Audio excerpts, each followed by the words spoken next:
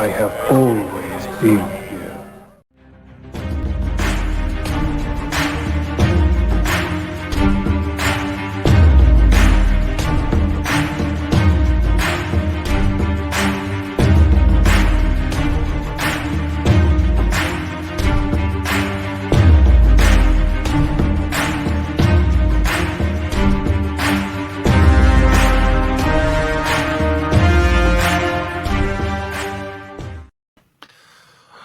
Good evening, ladies and gentlemen, boys and girls, geeks, nerds, ambassadors everywhere, and welcome to the Ambassadorial Wing and another Sunday night Ambassadorial editorial.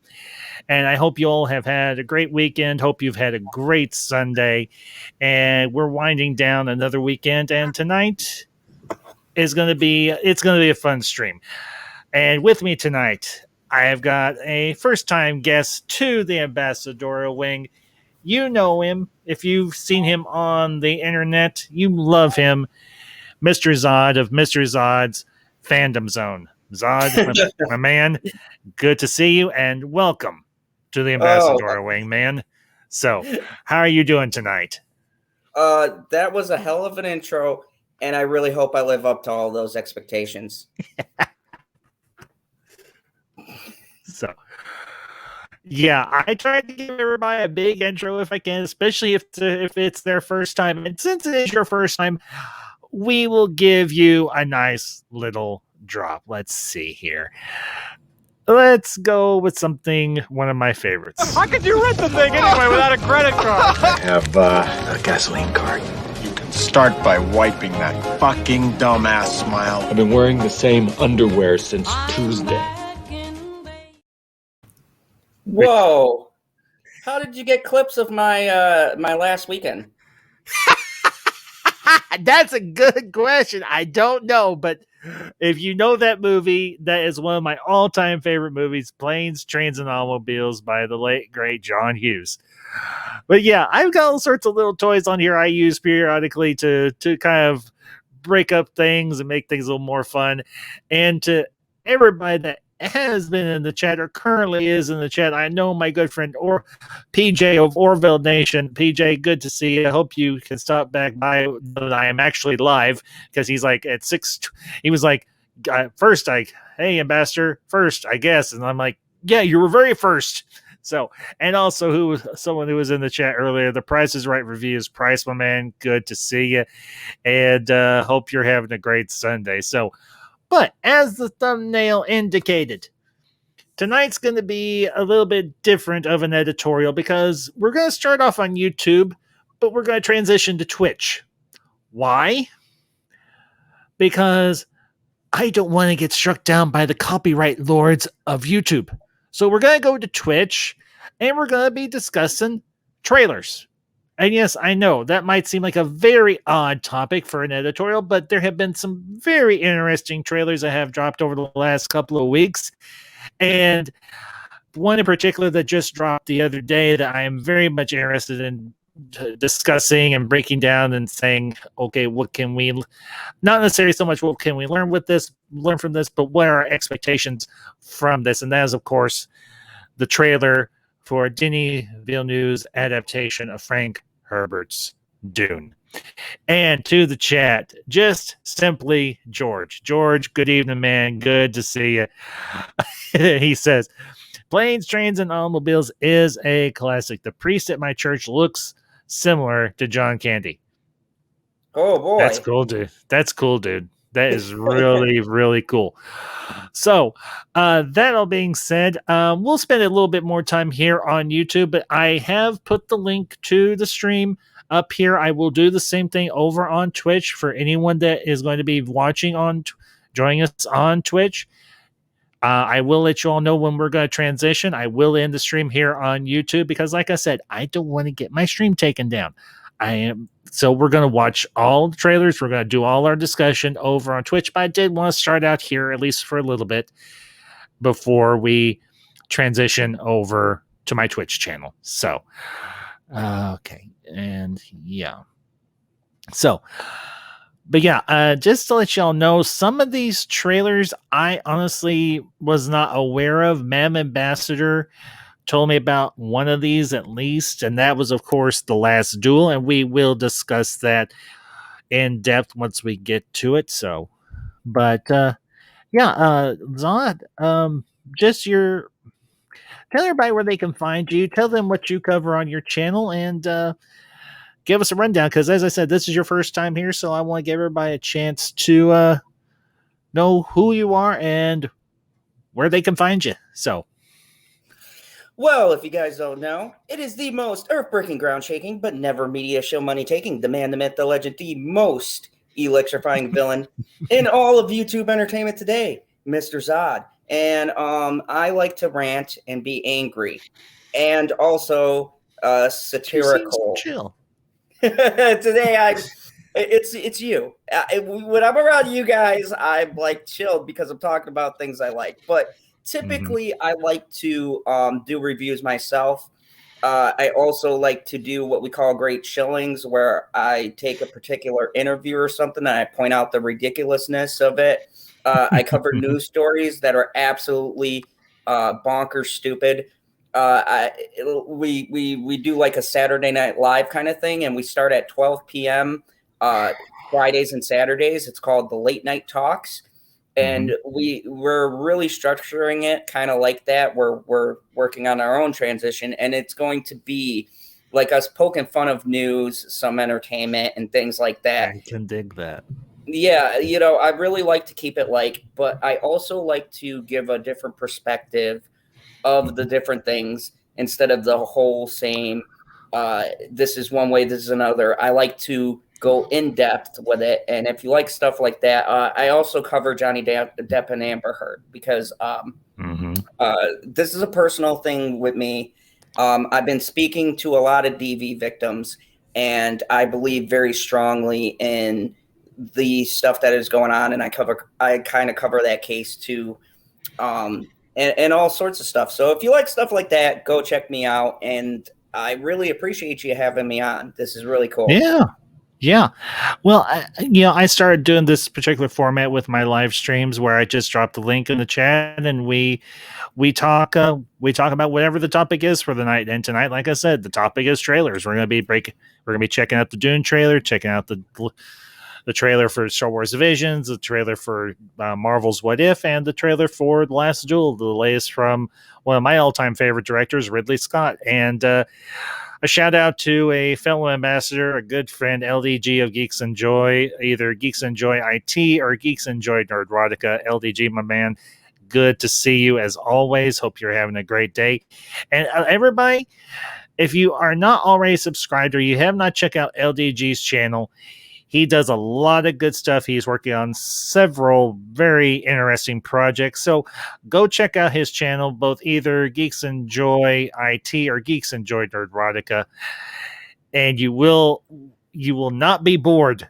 Trust me. I have been on many of LDG's streams, and they are anything but dull. I do want to give you all a little bit of a personal update on a couple of things for those of you who will catch this on the replay or watching this live. A few months ago, I mentioned that Mother Ambassador had gone in for double bypass surgery, and she had had some complications from that, and she had been in the ICU for almost a month. I got to talk to her caseworker this past week, and we found out that barring anything drastic or bad happening, she is going to be going home this coming week. So I want to thank you all for all your support over these last several months and for all of your messages, all of your comments, and all your prayers. If you're of the Christian persuasion, if you're part of the Christian community, I do appreciate all the support.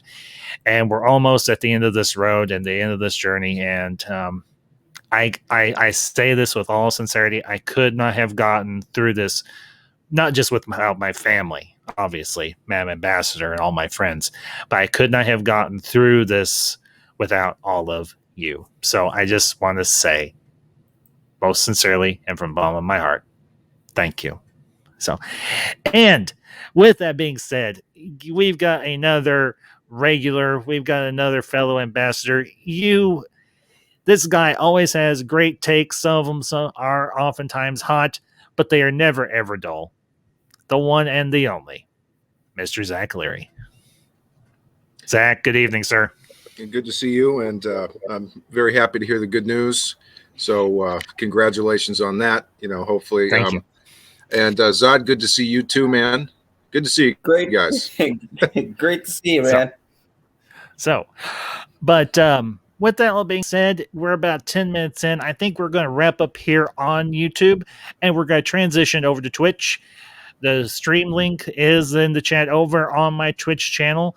I will drop the link for that particular stream in the chat here. So if any of you want to follow us over there, you can.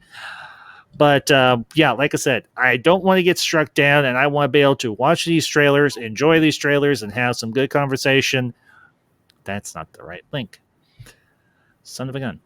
This will be very interesting. My first ever Twitch appearance. I've never done it. I've never been on Twitch. Really? I did Five Nights of Freddy on Twitch, so it can't be more embarrassing than that. I was sleeping like a girl.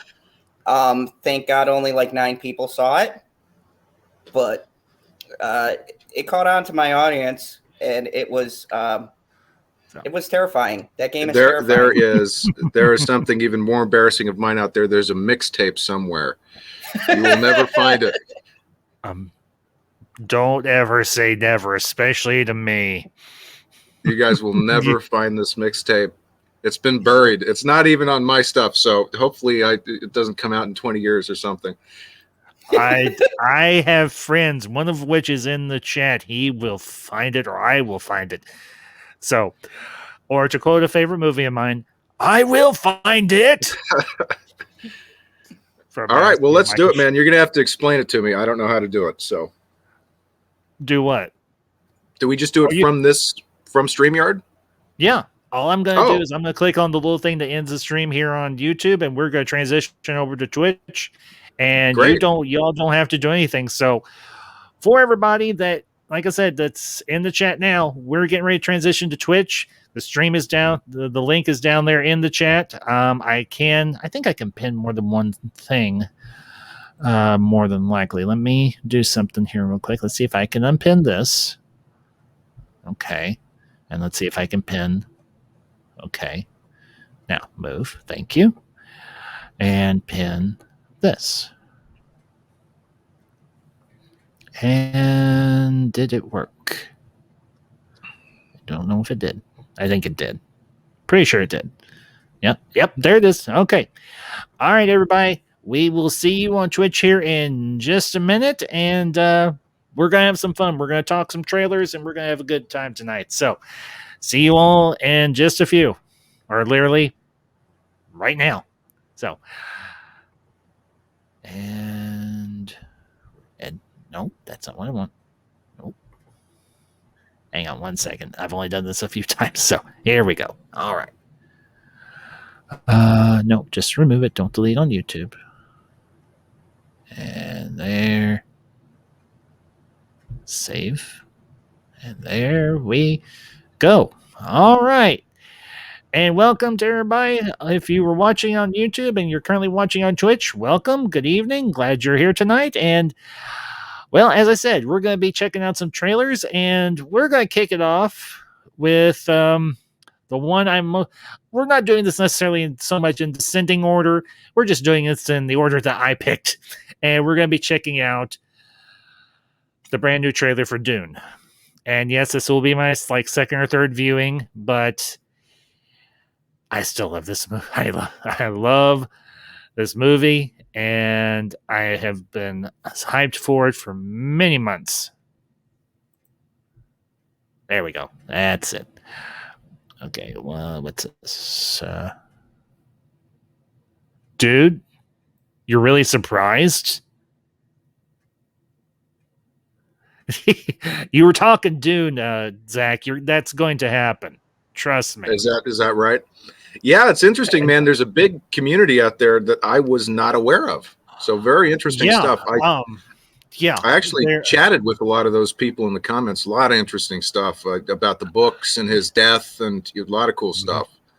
Yeah, Dune is huge. You would be amazed at the size of the fan base. There is a channel that I have followed for a while now, and I have referenced him many times on here because he is my go-to guy for Dune lore. He also does stuff on Game of Thrones, and the channel is called Quinn's Ideas. He is like the channel to go to if you want to talk Dune, if you want to learn about Dune. He has done breakdowns of every single book from the main storyline that Frank Herbert wrote.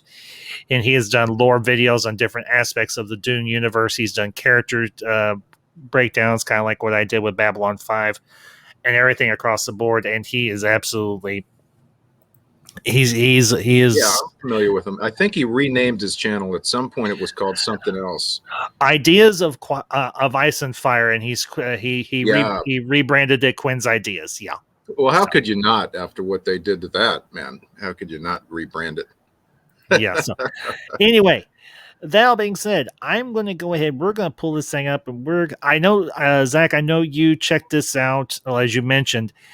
So I would love to hear your take, but I want to play this and everything. So we're going to go ahead and I'll pull this up, and we're going to check this puppy out. And if I need to make it bigger or anything, just let me know, and I will, by all means, do so. Is that screen size big enough for you fellas, or do I need to make it a little bit bigger? Well, I wonder what historical events inspired this story.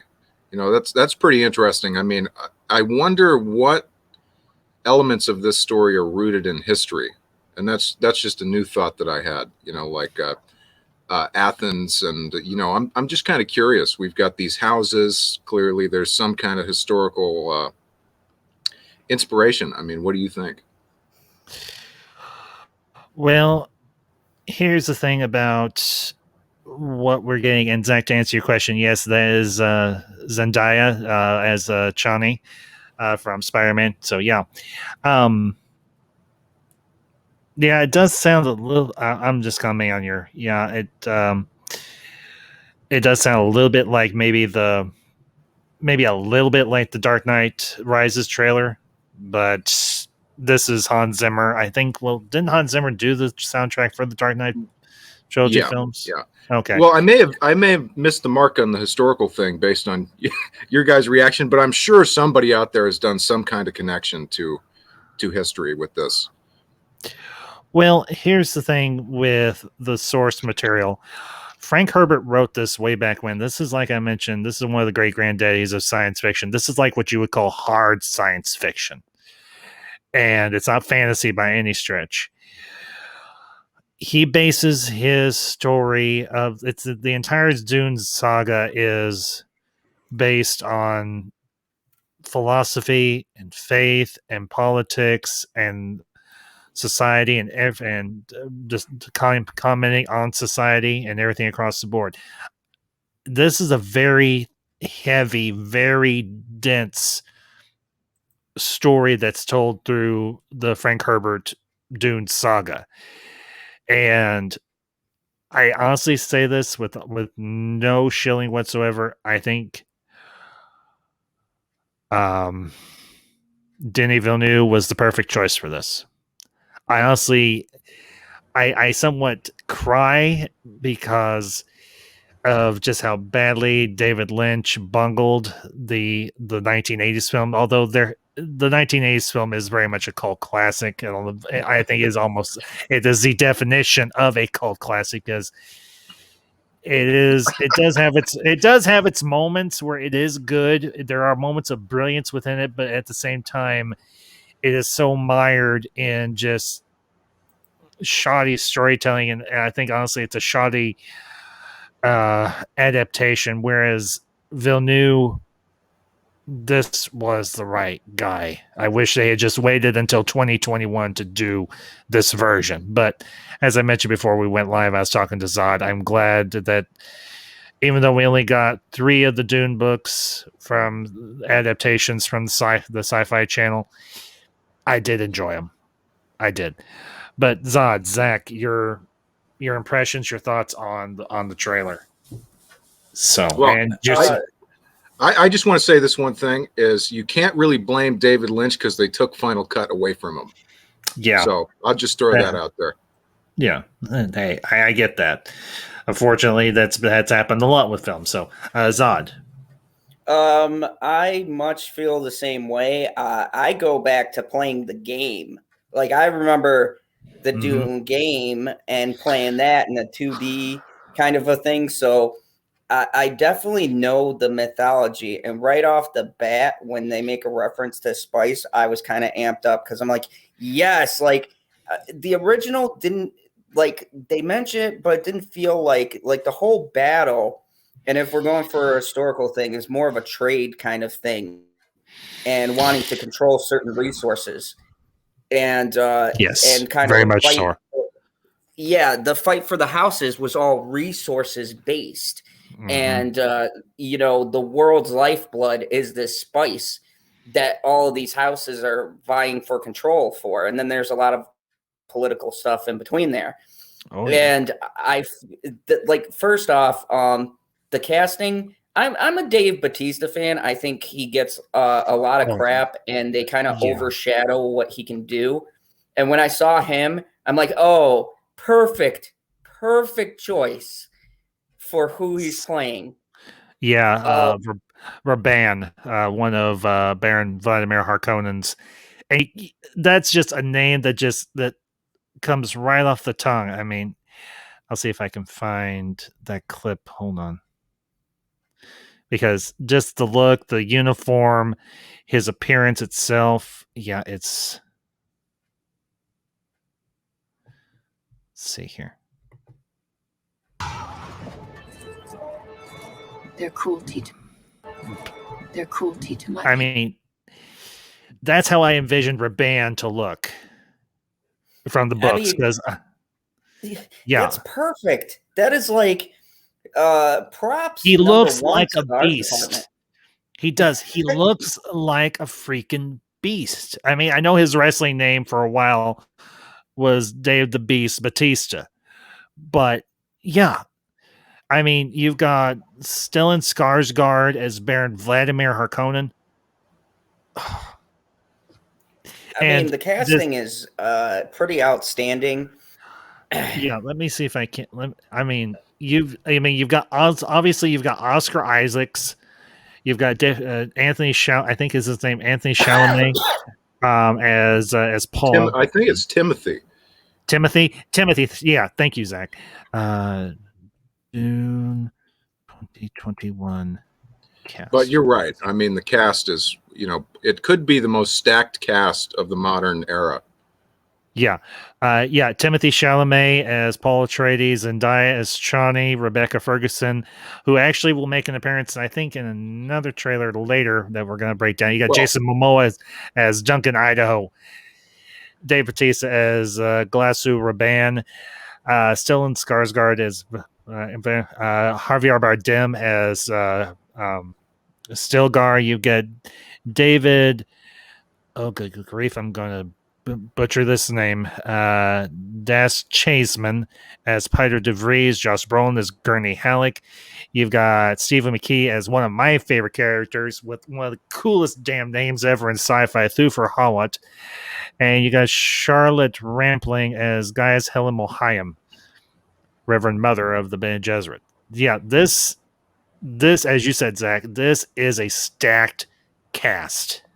Well, I'll say, too, that they showed great restraint with this cast, too. I said in the chat, thank God we don't have Matt Damon. And that's not him in particular, but it's kind of a joke. But they didn't hire the type of people who we couldn't see getting lost in a part.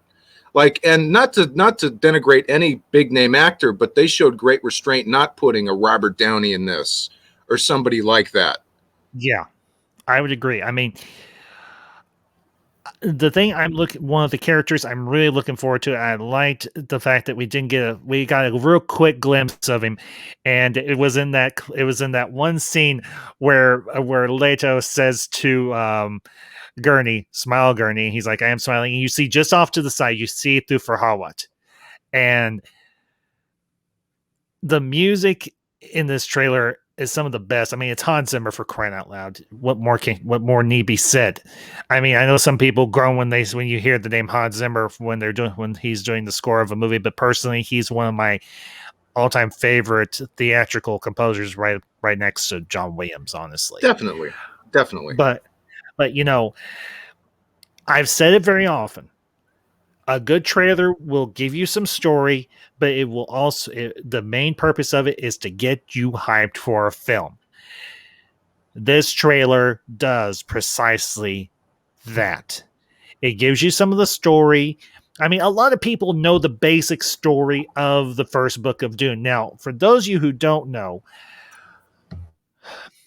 Villeneuve has done something very interesting. I'm really glad that Warner Brothers has allowed him to do it. I don't know if they shot back to back. I think they did, but they broke the first book into 2 movies because the first book is so bloody dense and so long that it's impossible to tell it in one film. I mean, I know that I think there's like rumors out there that there's a longer cut of the Lynch film that does a better job adapting the first book, at least to a certain degree. But I think you tell a story like Dune, particularly the first book, it needs to be broken up. You need to be able to absorb this world. You need to absorb these characters. You need to get to know them. I do like the banter between Paul and Duncan. Have you put on some weight? He's like, really? I have. And he's like, no. I do. I love that. I love that banter. And I honestly, I will say this. I've heard that. And Zach, feel free to put any of this stuff in the comments in the chat if you want to and everything. It doesn't have to be back here in the back for just us to see. But well, I'm not on Twitch, man. So, oh, but yeah, he got screwed. Okay. I mean, that's the bottom line. I know, he may have made some bad decisions. That's probably true. But and I've seen it. I thought it was okay. I've seen it too. I've seen it numerous times, and I don't necessarily have a problem with Dune. I mean, I dedicated, this was about a year or so ago, I dedicated two live streams to talk about Dune. That's how much I love this universe, how much I love these books. Well, he made some bad casting choices too. I think he used guys from Twin Peaks, which I think was a big mistake. But when we talk about Lynch, and just for your audience who are just unfamiliar, David Lynch said, and this is a direct quote, I'm not going to try to do his voice. He's got a funny voice, but he said, quote, "Dune is still a great sadness in my life." He said Dune is a sadness for him. So, and they took away Final Cut from him, and that's why he refused to do any studio pictures since. And I can't say I necessarily blame him. I mean, I can't. I mean, he has an ethic, and I respect that. I do. I mean, and the other thing is too, when you talk about David Lynch and you look what happened with Twin Peaks and how he had to fight tooth and nail just so we could get finally a proper way he envisioned ending in the tale. It does speak a lot to what happens. I think. And I talked about this last stream. I think that WB is having issues, and they're doing this move to give creatives more control because they're hoping for any type of franchise that can launch their HBO Max to like the stratosphere. And I think we saw it with Justice League. I'm sorry, we didn't need a 4-hour cut. But they did what the fans wanted, and kudos to that. I've watched it a couple of times. I'm sure by the name Zod, you guys know I'm a DC fan. So, I mean, I watched it a couple of times. I put it on in the background. I didn't necessarily need to see Batman walking up the hill, but it does speak to studio interference. I mean, it's true. I'm sorry. There should be a whole stream on that. But anyways, the point is that studio interference is very prevalent. And when you told me that, and I looked into it too, I did find it unusually accommodating that they're doing it, but I think there's a clear marketing, and I'm just going to go out and say it. I think they're banking on this being a flagship. I think they're seeing like Lord of the Rings. Very smart. type Well, expansion. Well, I don't mean to cut you off, Zod. Go ahead. Oh no, I was just gonna say I think from a marketing standpoint, and to be fair, this franchise does lend itself to that because this universe is so big and expansive. I think they're looking at the long term, like this could be our Lord of the Rings. I mean, look at the upvotes, 210K likes. Wow, and it's had over. I'm not even worried about the trending thing, but almost 10 million views. I mean, and this is on WB. This is on WB's main YouTube channel, and they've got almost as many people who are subscribed to this particular channel have watched this trailer. That says something. That honestly says something. And you've both hit it on the head. And let's think about this. It was 20 years ago, and I'm going to be covering this in a few months and everything on here, since Lord of the Rings came out in theaters with Fellowship of the Ring. This, as you both have said, could be the next big thing if the first two movies, or at least the first movie, kicks off the way they hope. And man, I hope it does. There are so many books out there. Even if they just do the main storyline from Dune to Chapter House Dune, that is a great story to be adapted. I mean, it spans literally thousands of years, and you've got dozens of characters. I mean, you've got two reoccurring characters in the first, I think, like 2 or 3 books, and that's Paul Atreides and his son Leto and his daughter Ghanima. And you've got Shawnee in there, you've got Stilgar in there for a while within the first like 2 or 3 books, but then it turns into their son's story. And it carries on from there. So they theoretically, if they carry through with this, if it continues to be profitable for them to do it, WB could have the next big cash cow on their hands if this does well. And I hope if it does do well that they give Villeneuve the creative license and the creative control that he needs to carry off the story. Because as I said early on in the stream, there are very few directors out there nowadays that can handle hard sci-fi, like hard, deep sci-fi. And Villeneuve has proven that he can do it. Oh, definitely. I mean, I've talked on Zod's channel about hiring the right people, right? Yes. Zod's. We talked about that being number one. It's a thing that we're seeing a lot of, and I'm going to be diving into that in other streams in a recent controversy, but it is paramount because there's 2 factors that a lot of people overlook. It's one, how the person in charge conducts themselves when interacting to the general audience, and then it's how the team markets it and the movie itself, right? So the marketing, spot on. The director, I haven't heard very many interviews. I'm sure he'll do it as it gets closer to the release, but seems more focused about the product, and I appreciate that because I'm so tired of hearing from directors about everything but what they're working on.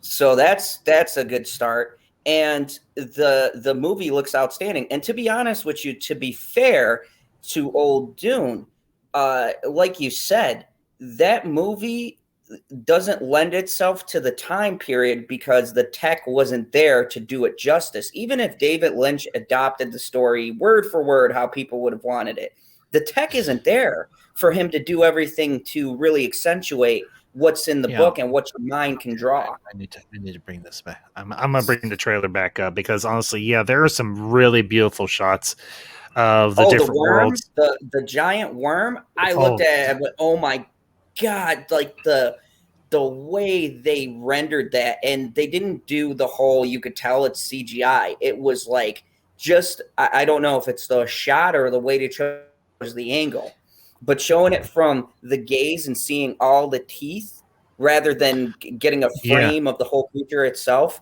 I thought that just speaks on how he's choosing particular shots. Right. Which shot composition is important too. Yeah, well, it reminds me of the Jurassic Park shot of the dinosaur. It's unnecessary to show scale. Like you said, with the entire creature, it's better to show a part of it because that kind of highlights how massive this fucking thing is. Oh yeah, the shot in number 1 where they just show him opening his jaw, like you get an idea. You're like, oh my god, that's T-Rex. Yeah.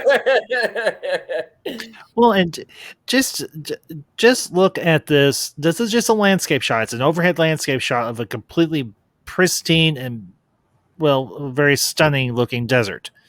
That's not usually a word I use, but wording I use for a desert. But we have to realize that this movie takes place on 3 different planets. Well, technically 4. It takes place primarily on Dune, Arrakis. It takes place on Caladan, the Atreides homeworld. It takes place on Giedi Prime, the Harkonnens homeworld. And it takes place on, for heaven's sakes, I can't remember the name of the planet. But Kaitan, where House Corrino, the Emperor's home world is, so to speak. And okay, I'm gonna bounce through this a little bit because I want to focus on some of the. Hang on. Okay, right here. Yep. Crap! It goes by too quick. But just look at the shape of that. Just look at the ship itself. That's a Highliner. That's one of the guild's Highliners. That's one of their main ships. And not to mention the set design itself. Every major house has their own design aesthetic. With the Atreides, you see the hawk crest or the bird crest on their collars. You see it very prominent in the design on their walls of their house. If you look at that mural or that backboard above Paul's bed, it's got almost a bird or an avian aesthetic to it. With the Harkonnens, everything's very black and very stiff and very armored and hard. And that's what you would think of with a name like Harkonnen. I mean, that's a very evocative name, just like a trade. That's the one thing that Herbert did is he gave these characters and their family names. They're very evocative. And Villeneuve took all of that. He studied this. He broke it down. I think he became almost a student of Hurt because he wanted to give the best adaptation he possibly could for this world. Not to mention, I love the fact we got Josh Brolin as Gurney Halleck. I remember the original Gurney Halleck being Patrick Stewart, and he was honestly a bright spot of the original Dune for me, anyways. But I'm okay with Josh Brolin, aka Cable, aka Thanos, being Gurney Halleck here. So, and I can't wait to see what he does. Well, is he going to be running from Javier Bardem again? Well, no, because in this particular instance, they'll be fighting side by side. Oh, okay. Well, I'm a big fan of their film they did together. No Country for Old Men. Yeah, that is a movie I absolutely need to watch. You haven't seen it? I have seen clips of it, and I have heard so much good about it. I want to watch it. I need to make the time to sit down and watch it, but I have heard nothing but good things about it. I mean, I'll say this. Javier Bardem is he's like in my top 50 favorite actors, and that's just from the 2 roles I saw him in, and obviously as Anton Chigurh, but of course I want to see him in his full element in No Country for Old Men. But I loved him. I know some people are going to, you two may groan at this. I loved him as Captain Salazar in the last Pirates of the Caribbean movie. I loved him as Captain Salazar, and I loved him as Silva in Skyfall. Yeah, those 2 very strong parts. Yeah, he like I said, he's in my top 50 favorite actors because he's done consistently. Brolin is excellent too, man. I mean, a great actor. I mean, have you seen him in What's that movie, Zod, he did with Benicio del Toro? Ooh, I think I know this. Sicario. Oh, Sicario. that one I haven't seen. Very I've heard of it, stuff. but I haven't. I've heard of it, but I've never seen it. But yeah, I did. Sicario was a great movie. Mm-hmm. But I have to say this: the dialogue in the trailer, at least, gives you an idea of who these people are. Just a tease of it, which is like again what I said. What a good trailer should do. It should tease you, should entice you to go, I like this particular character. I will say this: even though I have not seen the full movie, I'm really anticipating what Oscar Isaac does with his portrayal of the Duke Atreides, because I like him as an actor. He's done a few stinkers, I will admit, but I still like him as an actor, and I think I think he was the right casting to be, because if you put him and Timothée Chalamet side by side, you can see some slight family resemblance, or you could see potential family resemblance where he is Paul's father. And I think that was one good point that they did with the casting of these two characters. So, but fellas, he's probably just happy not to be doing Star Wars anymore, man. Yeah, he's taking a big jump in pay grade here. He's gone from Star Wars, which was to Dune, which has the potential to be awesome. But I do like that line of dialogue in the trailer where he says, "We are House Atreides. There is no faith that we betray." And that sounds like a man who is the archetypal, just, honest, decent guy. This is not a guy who is underhanded or slimy or dirty, unlike Baron Vladimir Harkonnen. And I love that shot of Harkonnen rising out of that pool of oil or whatever it is, and he's hovering there in midair, and he's almost not human. He's more inhuman in a manner of speaking. He is the embodiment of gluttony. I mean, that's kind of the basis of his character. I mean, the fact that he doesn't walk, I mean, is very interesting. And that was one of my favorite parts of the original Dune, just how cool that character was. And I don't even know the guy's name who played him back then, but I've always remembered him. Well, I know that there. What was? I like the portrayal that was done in the sci-fi series on Dune. I can't remember the name of the actor, but give me a minute. Let's see, actors who have played. I know there's a badass statue of him that you can buy from the original Dune. Yeah, maybe you can pull that up too. Yeah, let me.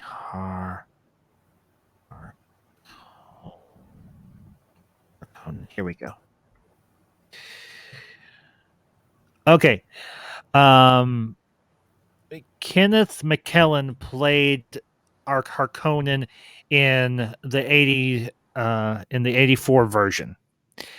Ian McNeice played him in the Sci-Fi Channel adaptation, and Stellan Skarsgård obviously plays him here. So, let's see if I can. Just look up statue. See if you can put that up for everybody. That's like a must-have for the collection. It looks awesome. Give me a minute.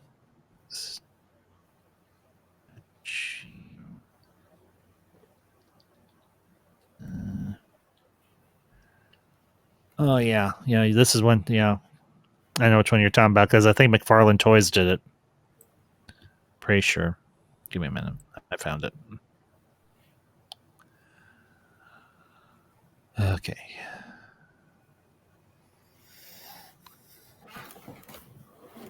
Come on. Yeah, there it is.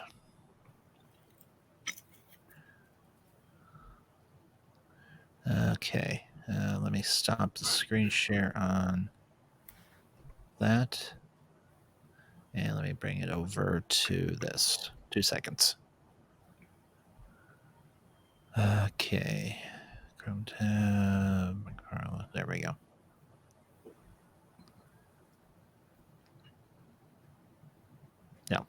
There you go. Yeah, That's looks amazing. Yeah. Oh yeah. It's only $20. It's only $20. Look at that. It's 25. On sale. I might have to buy it. You know, it's funny. He kind of looks like he's dressed in Hellraiser attire. It was just a little bit. Just a little bit. Yeah. He looks like a Butterball from Hellraiser. Yeah. Well, it almost looks like he's wearing garters right there, just a little bit. Wow. What a cool figure, though. Oh, yeah. Yep. What a cool figure. That's a great deal, man. I may have to buy it. I didn't know it was $25. Yeah, it's. Well, I think part of the problem was right now on eBay, boxed, it's going for $100. Then it's a steal. I mean, that was on Amazon, wasn't it? Yep. Mm-hmm. Yep. Then it's got to be boxed. Then I'm sure it's boxed. Yep.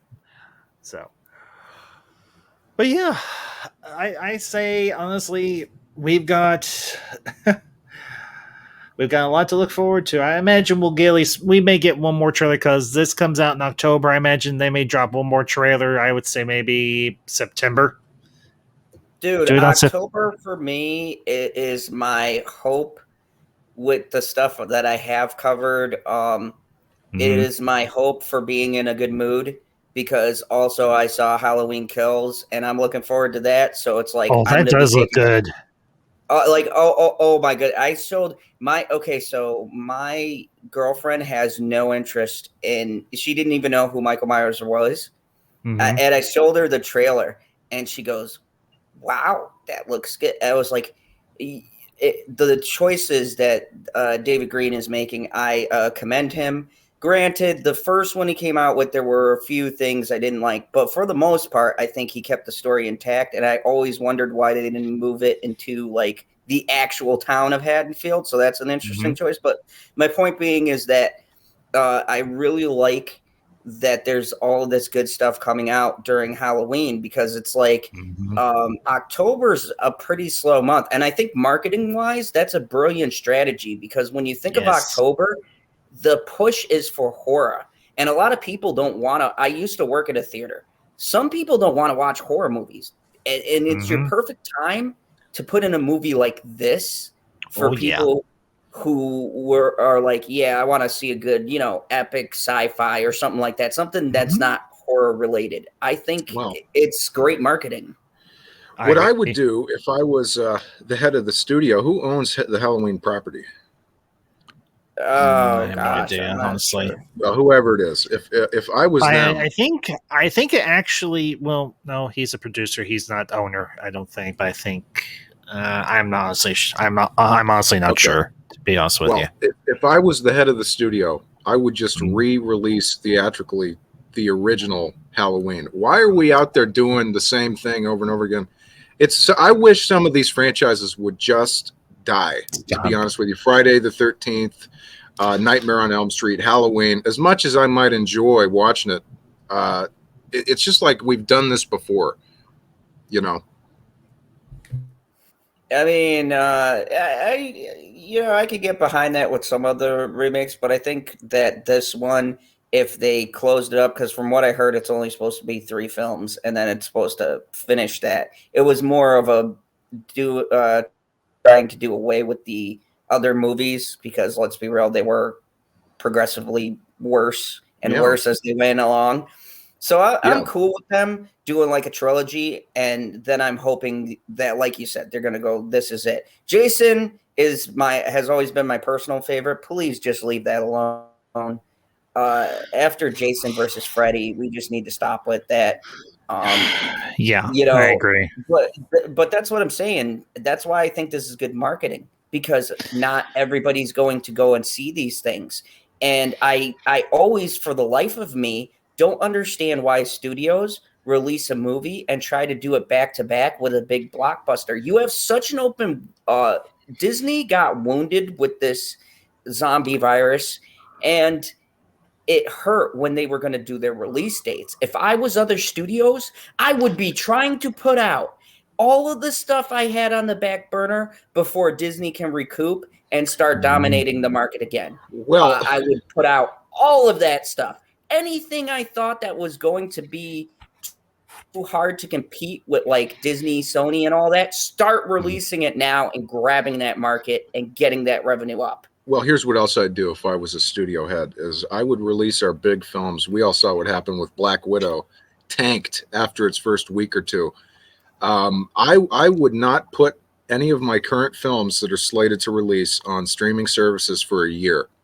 Okay. And that's how you preserve the box office. But anyway. Yeah, but to be fair, though, I think that film has a lot of other issues that helped with the rock bottom drop off. There's a lot. Yeah, but so did Captain Marvel, and it made its money back. Those are two different situations, though. Captain Marvel was new. We already know what happens to Black Widow, and I think a lot of that played into its box office because the time. I think you could make that argument either way for positive or negative. It could be positive because the audience knows the character. Nobody cared about Captain Marvel, so you could go either way with that. I mean, that's true. Yeah, honestly, I think it's the streaming that sunk it. That was my point. I have to agree because if you now, granted, they did make a buku amount of money on the streaming service because let's be honest, Disney Plus has a lot of subscribers. I mean, I think it's like number 1 or number 2 in terms of subscriber count. Maybe I know Netflix is up there. Obviously, I know HBO Max is trying to get up there. I hope it was because I love the service. I love that platform. I like HBO Max. It's got a lot of good stuff on it. But they need as you guys said, they need the right property to really kick it off. Justice League did it a little, but I think what we just watched, because I think this is another one of those, it's day and date, or it's streaming and theatrical release, because there was a big hubbub about WB doing that, because a lot of the directors got really cheesed off, including Villeneuve. But if Dune kicks off the way I think a lot of people are hoping it is, and they can continue with this franchise, it is, as you all said, it is a cash cow. And if you think about it, when directors are left alone with certain properties, and I'll just say this, for the most part, the directors that did the Harry Potter films were more or less left alone. It made a lot of money for Warner Brothers. I mean, it made a crap ton of movies, and they are still regarded as one of the best film series out there.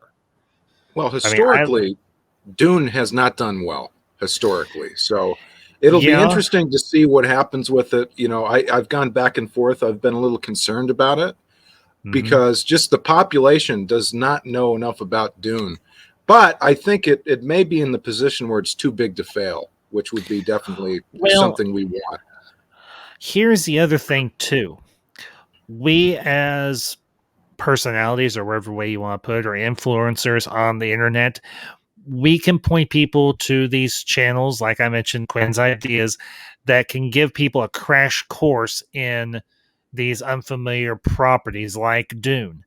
And you can go in, you can check out 2 or 3 of his videos, and you get a sense of the world, and you're like, okay, I want to go see this now. Not to mention, Denis Villeneuve's got name recognition. He's known for doing good films that have done well theatrically or monetarily and critically, and have really resonated with audiences. I mean, people are still talking about Arrival, for heaven's sake. Yeah, well, it makes sense to compare it to Blade Runner 2049 because Blade Runner was not a big hit either.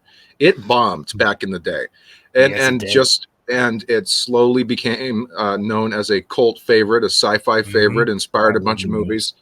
Yeah, I look too, but so we've got the same director. We've got another property which bombed back when it came out around the same era, right? With Dune and with Blade Runner. So Blade Runner 2049 did way better than the original. So I'm thinking we may be heading towards the same thing. And let's be honest. I mean, that guy killed it with Blade Runner 2049, just murdered it. I mean, it was so visually stunning.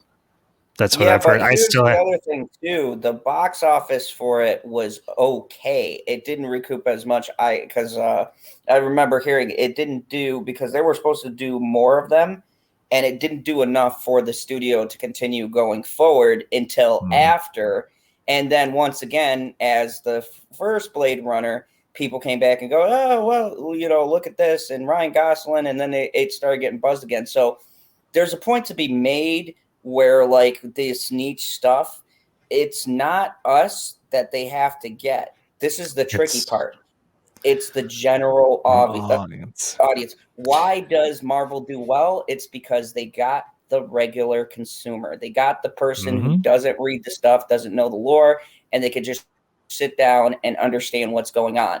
And that's the problem with adaptations as well, because it's like, okay, you got to adapt it enough to where we as fans will be like, oh yeah, this is cute. But for somebody who's never read a Dune book, never seen anything about it, they go in and they could go, okay, there's a war here. This is what they're warring about. This is the conflict. I like this person. It's like making it almost simplistic enough for the average person to grab onto, but sophisticated enough to where the fans of the property don't feel like you're betraying it or dumb it down. And exactly. I think that's the tightrope. And the problem with Blade Runner, and I love the new Blade Runner, I think it's criminally underrated, but the new Blade Runner didn't, it kind of really did justice to the original, but at the same time, it left out a lot of people who hadn't seen the original Blade Runner. So you're coming into 2049, the story's already pretty much established, and they don't do a very good job kind of explaining what's been going down. And I don't know if I agree with that. I've talked to a lot of people, that's been their issue, or it's just like laying down a good track. And there is stuff that does. There's an anime and another thing that kind of connect them, so you get you fill in the gaps in the timeline. But for a lot of people, they were a little bit confused about what was going down. They got the bare bones and Harrison Ford and stuff like that, but there were more of a nice nod for the fans, but it did alienate some of the audience. His Harrison Ford's part in Blade Runner 2049, I think, works even if you haven't seen the original. I mean, we've got the detective going through the stuff and getting all this information, and it leads him to Harrison Ford, right? So let's say the first one never exists. I still think it works as a standalone movie, because this is just another piece of the pie of the puzzle for Detective K, but I could be wrong. And definitely from a perspective of having seen the original, I can see where you're coming from. But I think most people, without having seen the first one, could get into 2049. Oh yeah. Well, and here's the thing. People go watch 2049. They're like, okay, wait a minute. There's supposed to be a first one. I want to go see the first one because I want to know what happened in that first movie. And then they realize, holy crap, Ridley Scott did this. Who also did Alien, who's done a crap ton of other movies since Alien, obviously. And we're going to be checking out a trailer for a movie that it's going to be coming out in a few months as well. So here in a little bit. But can I just say too, to the Ridley Scott point? Sure. I'm going to be totally biased and unobjective. This is because I did get a chance to see the trailer. I'm going to just let you know now. I literally did on my channel a anniversary for Alien when they released all of the anime and stuff, and I did reviews for everything, and I did a first watch with someone who hadn't seen it, and they were like screaming and stuff. Cool. It was a great review because they were jumping out, and I knew what was coming. And I lied to them, and I told them that there was nothing scary in it. I know I'm a terrible person. Oh, please. One of my fondest childhood memories involves the movie Alien, for heaven's sake. Zod, I know for sure you haven't heard this story. Zach, I think you may have. I'll do the short version. Myself, as a young kid, my mom, my dad, my grandmother, my uncle, and aunt, we all went to see Alien. And the part where the facehugger attaches itself to Kane, John Hurt's character, when that thing popped out of the egg, my father let out a blood-curdling scream, got up from his seat, and left the theater. And my mother went. Now, my mom and my grandma told me this story after the fact because I was like 2 years old or so at the time, so I didn't know. Oh, that's so funny. Yeah, and my mom asked Dad, "Honey, do you want to leave?" He's like, "Nope." He's like, "We paid for our tickets. We're staying. I'm going to watch this thing," and we ended up staying. That's so funny.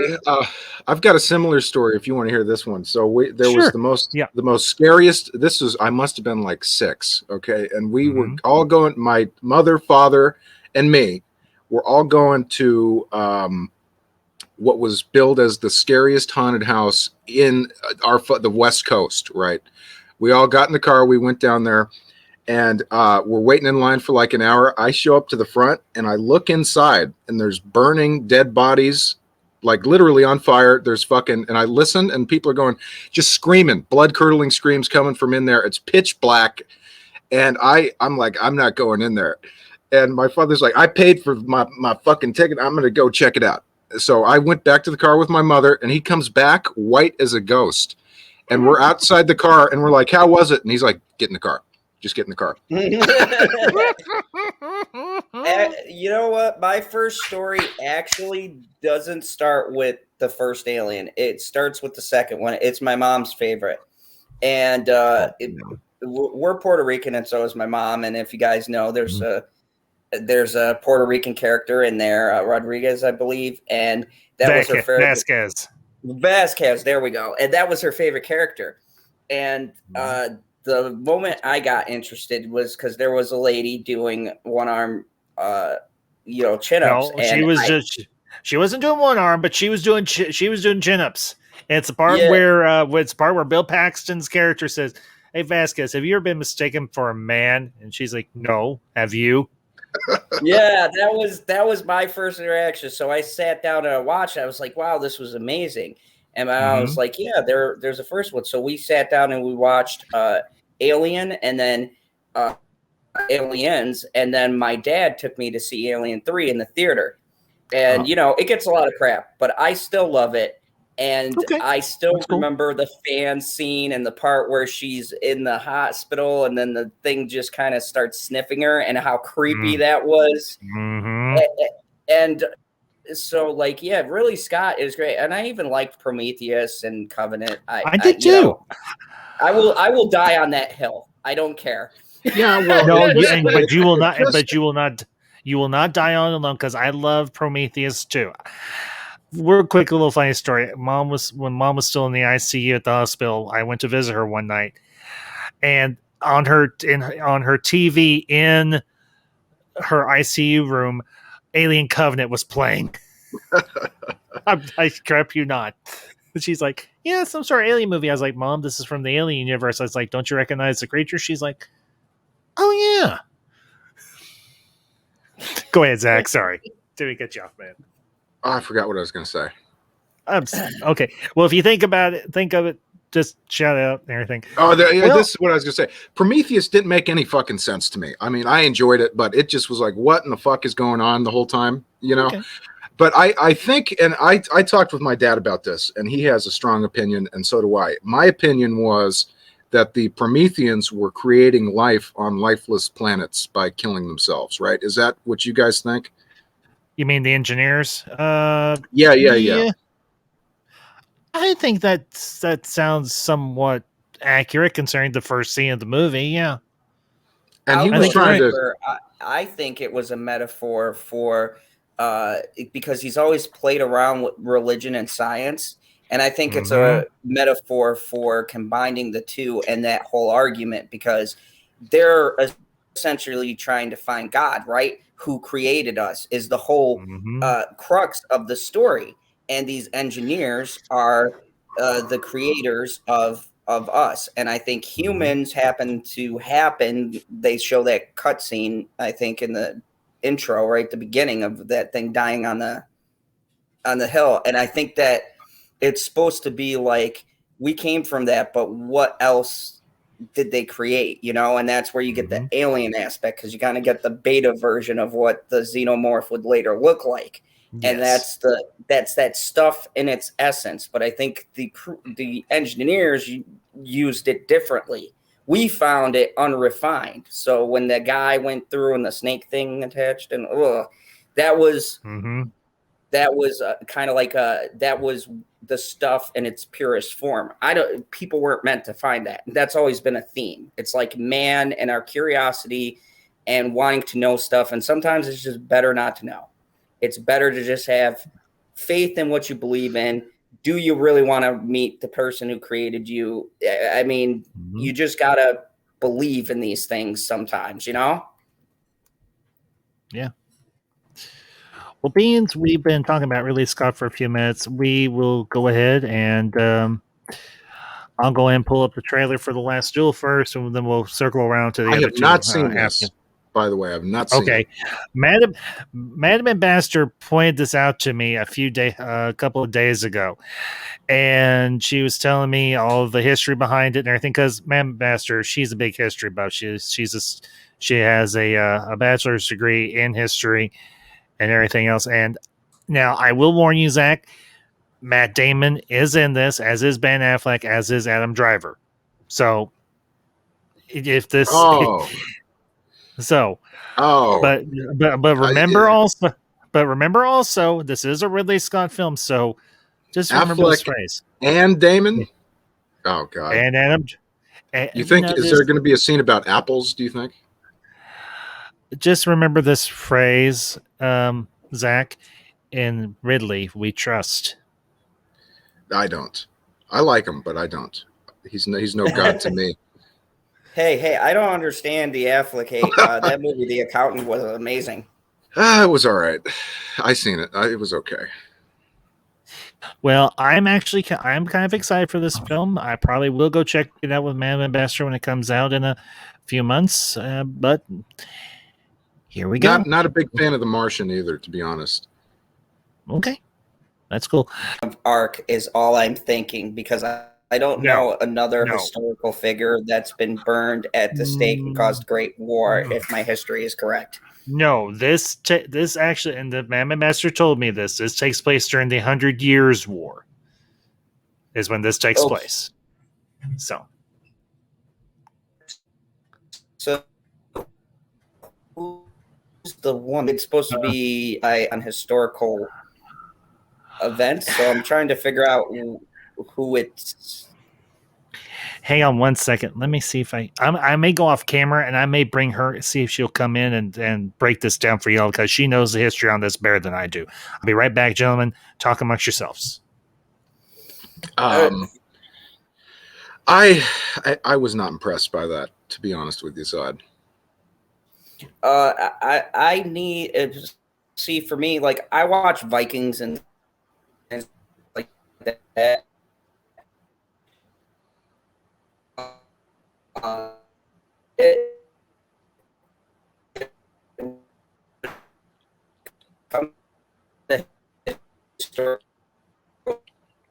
You're cutting out.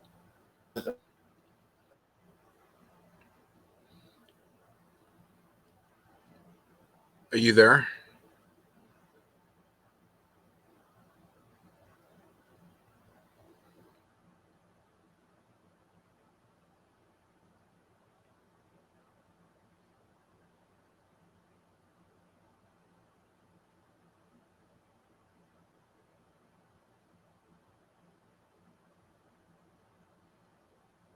Azad, you there? Yeah, go ahead. Uh-oh. Could everyone still hear me? Oh, yeah, I hear you now. Oh, I'm not sorry. Not at all. Oh, I'm sorry. I've been having some internet issues. My whole thing is, who's the woman, and how does this pertain to the 100-Year War, I guess? Okay, I'm back. Sorry about that. Here's what she told me. This is a short version because she hasn't had the chance to do a full rundown on everything. But this was the last officiated duel in the 14th century in France that took place during the 100 Years' War. So, that's the long and short of it. Okay. Let me see. What's this link for, Zach? I think it's timely. Okay. I wish you would just tell me what the link is instead of dropping stuff on me. This is Quentin Tarantino's reaction to Ben Affleck winning the Golden Globe for Best Director. Oh, I love you, Quentin. I love Quentin too. Did you see him on Rogan? Wait a minute. Yes, I did. He was awesome, man. He was great. I mean, that was so interesting. He did like a 2-hour Quentin conversation. I need to watch that because, I love Quentin Tarantino. Okay, hang on. Dude, Zod, what the shit he said about fucking Bruce Lee was kind of crazy, though, huh? What did he say about Bruce Lee? He said Bruce Lee's widow is, quote, a liar. And he said it like that. It got a little tense. Yeah, it was a little crazy. Yeah. Yeah. Right. I'm in the martial arts world, and I can tell you some of the stories are fabricated. This is a thing amongst the martial arts community. Let's find out who'll take home the Golden Globe tonight. Here are the nominees. For Argo, Ben Affleck. With his then wife, Jennifer Garner. For Zero Dark 30, Catherine Bigelow. For Life of Pi, Ang Lee. I love that movie. Yeah, I did. That was all right. Spielberg. Lincoln was good. Unchained, yes. Quentin Tarantino. And Django was a masterpiece. Golden Globe goes to yes. Ben Affleck.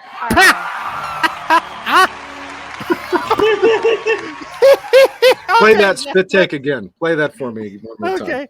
All right. Give me a minute. Hang on. We'll go a few minutes before. Okay. And for Django Unchained, Quentin Tarantino. And the Golden Globe goes to Ben Affleck. Argo. Okay, I gotta admit that was funny. That was funny. Okay. Oh my god! Yeah, like okay. Look, here's the thing. I understand that not every trailer is going to be a hit with everybody. I understand it. I'm not so naive to think, oh well, y'all are just going to fall over. Oh well, Ambassador, that is so awesome. Yeah, I'm really invested in this. I get that. I do. Just to be totally honest, it looks like a rom-com set in medieval times with a little pinch for the men, for us, for the fellas, of action. It looks like a rom-com. Am I stepping too far on that? It looks like a rom-com, boring, historical, like little drama. Like I said, look, here's the thing. As I said, this was recommended to me by Madam Ambassador, and Madam Ambassador I trust. And this, to me, looks interesting. Ergo, why I wanted to talk about it for a minute. I mean, you don't like it, you don't like it. You don't want to watch it, Ben you don't have Affleck to. Looks like a gas station attendant in South Carolina 70 years ago. Okay. I feel like Ben Affleck might owed you money somewhere along the line. Well, okay, that's a take. I feel did he wrong you at some point? Or I mean, Matt Damon does. Did I say Affleck? I mean Matt Damon in this movie. Well, it can't be Zod. It can't be any worse than what I said over on another guy's stream a couple of hours ago when I went on it somewhat of a rant about I'm so sick and freaking tired of the damn restore the Snyderverse. Here's what I'm a DC fan. Let it go. It's never happened. I totally agree with you. I 100% agree with you.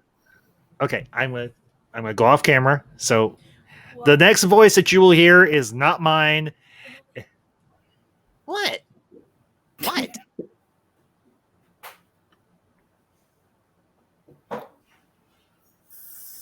Oh.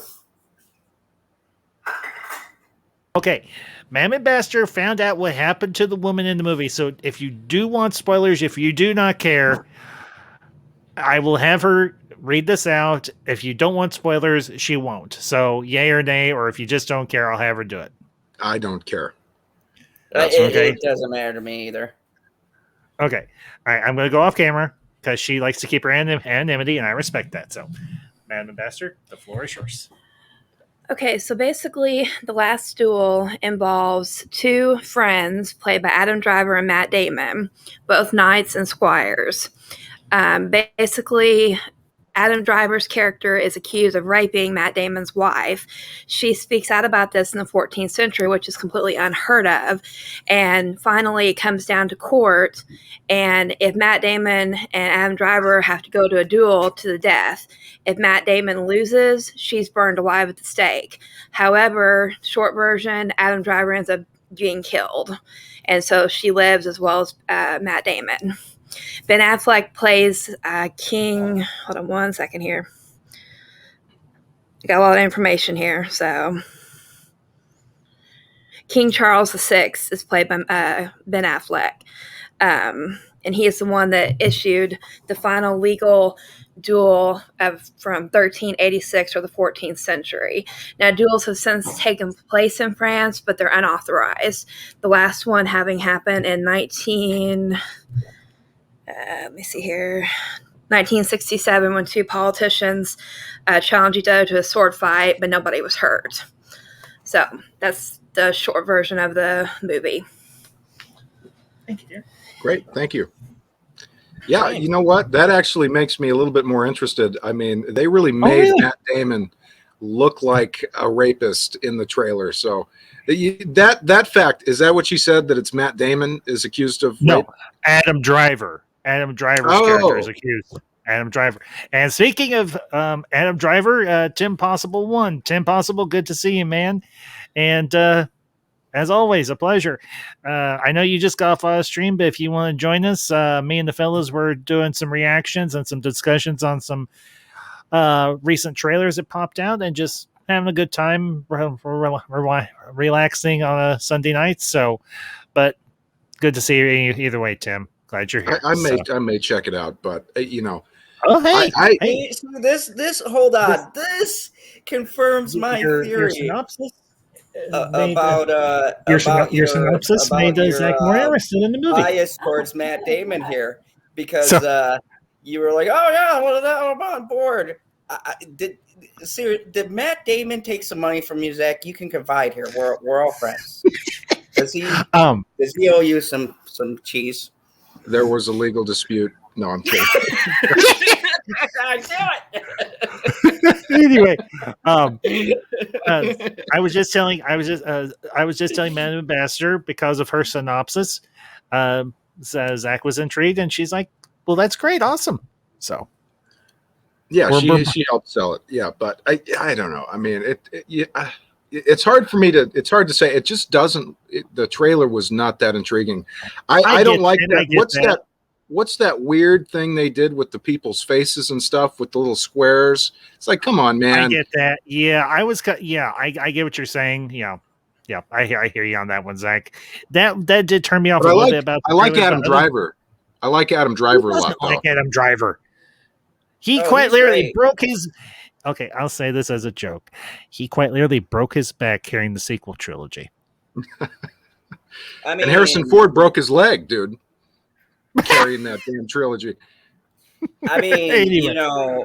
I'm just gonna say it like Kylo Ren could have been probably up there with Darth Vader, and it's really sad what happened there. They built it up a good, compelling fight at the end of that last one, or The Force Awakens, and man, and then they just like nerfed him, and it's so sad. I think there's a movie, The Dead Don't Die, or something that he was in that I thought was I know, with Bill Murray. Yes, The Dead Don't Die. It's actually based on a song. I can't remember, but it was at least recently. It was on HBO Max. I watched it because someone else had recommended it. I love that movie, and he has a Star Destroyer keychain. And Tilda Swinton is. This movie is like a who's who of current really interesting or cool actors. Tilda Swinton is in this. Who played the White Witch in, or the White Queen, excuse me. And she killed it, dude. She was great in that. Yes. I am still waiting for someone to do a full adaptation of the entire Chronicles of Narnia series. Oh, dude, the sequels were just fucking just despicable. They were so bad. But Tilda Swinton nailed it. Go ahead, Zach. Nailed it. Go ahead, Zach. 2 seconds. I'll be right back. Got something I want to show you. Because she nailed it. I mean, Zod, have you seen those? She nailed it, man. Yeah. Most people don't know this is. I'm glad we're on Twitch and not on my normal platform because people know enough about me. Dude, I love Chronicles of Narnia. That's like, there were 2 books I learned how to read when I was a kid. It was Harry Potter and the Chronicles of Narnia and The Secret of NIMH. Which I don't know how many people will remember that book. I think I've heard of that. I think I've heard it was a great cartoon adaptation. One of my favorites. All right. And one of the first books that I read as a kid, I wonder if you guys have read this, is Poppy, about the little rat. Yeah. Did you remember that? Oh, yeah. I forgot about I wonder when the hell that was written. What, the Chronicles of Narnia? No. Poppy. I have no idea. 95. Yeah, 95. But yeah, this is what I wanted to show you all because we were just talking about Narnia. Oh, is that the box set? It's the box set. Nice. It includes this is this is Ma'am Ambassadors. It includes The Lion, the Witch, and the Wardrobe, Prince Caspian, The Voyage of the Dawn Treader, and The Silver Chair. What the hell is the Silver Chair? It's one of the other books in the Chronicles of Narnia series. That's the BBC version, right? This is this is the BBC version. I saw that. I have not. This is what I watched this way back when on our local PBS station. What was it? The Silver Chair? That's a terrible name for a film, man, or a book. It's the name of the book, Zach. That's an awful name for a book, dude. I mean, you can come up with anything better. Well, you go back in time and you argue it out with C.S. Lewis because, no offense, he is a master of an author. That doesn't. And I will argue you that into the ground. That The Silver Chair is a good title. No, that C.S. Lewis is a master author. Well, that's a one-handed argument there.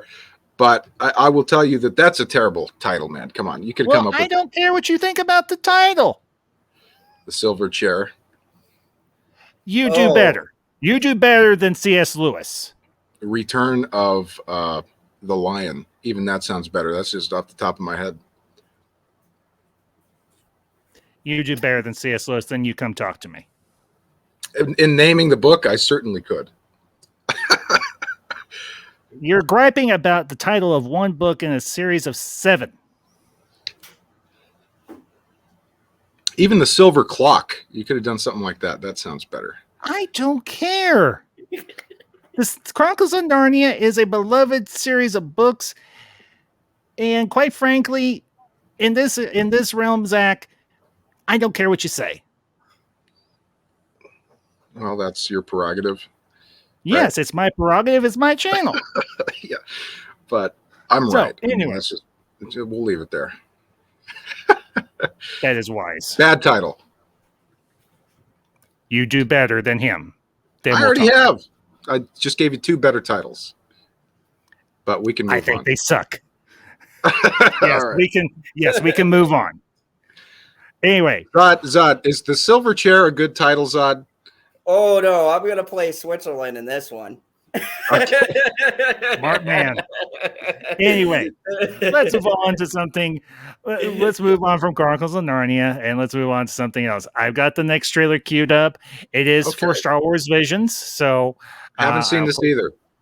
Okay. I gotta be honest with you. I don't know how partial I'm going to be because, as you guys know, I don't really follow this anymore. Well, here's the thing: you don't necessarily have to follow Star Wars to follow this per se. They did an anthology comic series. I think it was put out by Dark Horse back in I think the early aughts. It was called Star Wars Visionaries. This is an adaptation of this, so to speak. So I'm gonna pull up the trailer and we're gonna check it out. So maybe I should pull up my tweet too, where I said they should do this. I want my copyright money. Yada yada yada yada. No, I'm kidding. I know, it's all right. All right, Kisa, hey, hang on. Let me make this just a little bit bigger because honestly, I like things in widescreen. I'm wacky that way. I can't believe they still use the Lucasfilm logo, to be honest. Well, they do. I mean, it's still Lucasfilm. So, all right, here we go.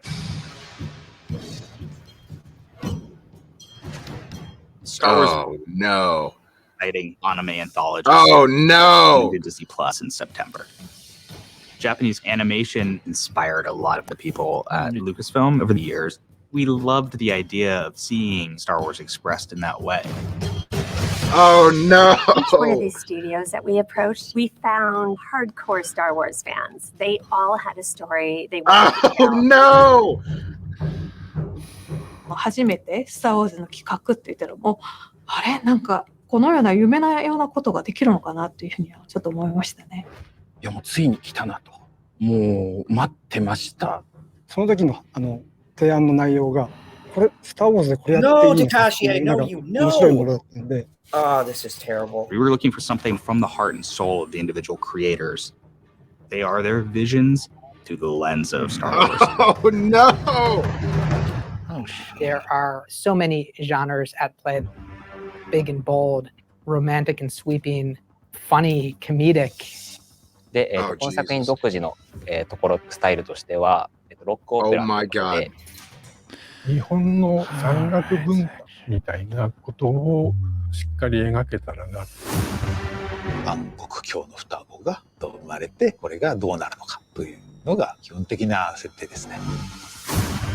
ナイトセーバーって子供の夢が詰まったガジェットだと思うんですよね。で、それをさらに今回僕はもうちょっと和のテイストみたいなものを。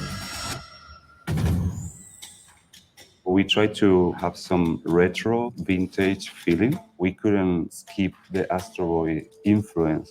People love Astro Boy. What the fuck is that? どちらかといえば自分は最初象徴的な意味を。What the fuck is that? 人間の姿をしてない主人公にしたかった。スター・ウォーズみたいな時代劇を作りたい。マスターとパダワンが未知の敵みたいな遭遇するっていうお話ですね。本当に最後はスター・ウォーズあれば、本望だったなとは思います。We feel so fortunate to be working with these filmmakers. There are so many opportunities to reflect Japanese storytelling in a Star Wars universe. Star Wars Visions is completely different than everything else in Star Wars storytelling. Audiences will fall in love with it.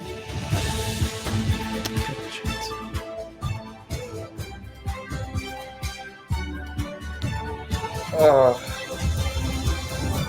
God damn.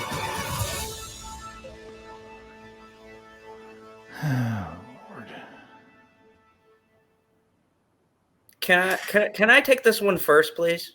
Yes, Sod. Floor is yours. I even have a segment on my channel called Everybody Watches Anime. So I'm coming from a perspective of anime. Mm-hmm. I love it. I've been covering Attack on Titans, My Hero Academia. One of my first movies that I watched ever of anime was Akira. I've got all of the remastered. I've seen it in the theater. This is a fucking terrible idea. This is the worst, one of the worst ideas that I've. The Japanese aesthetic works to a point, but when you have lightsabers that look like samurai swords, oh my god, that's two very different.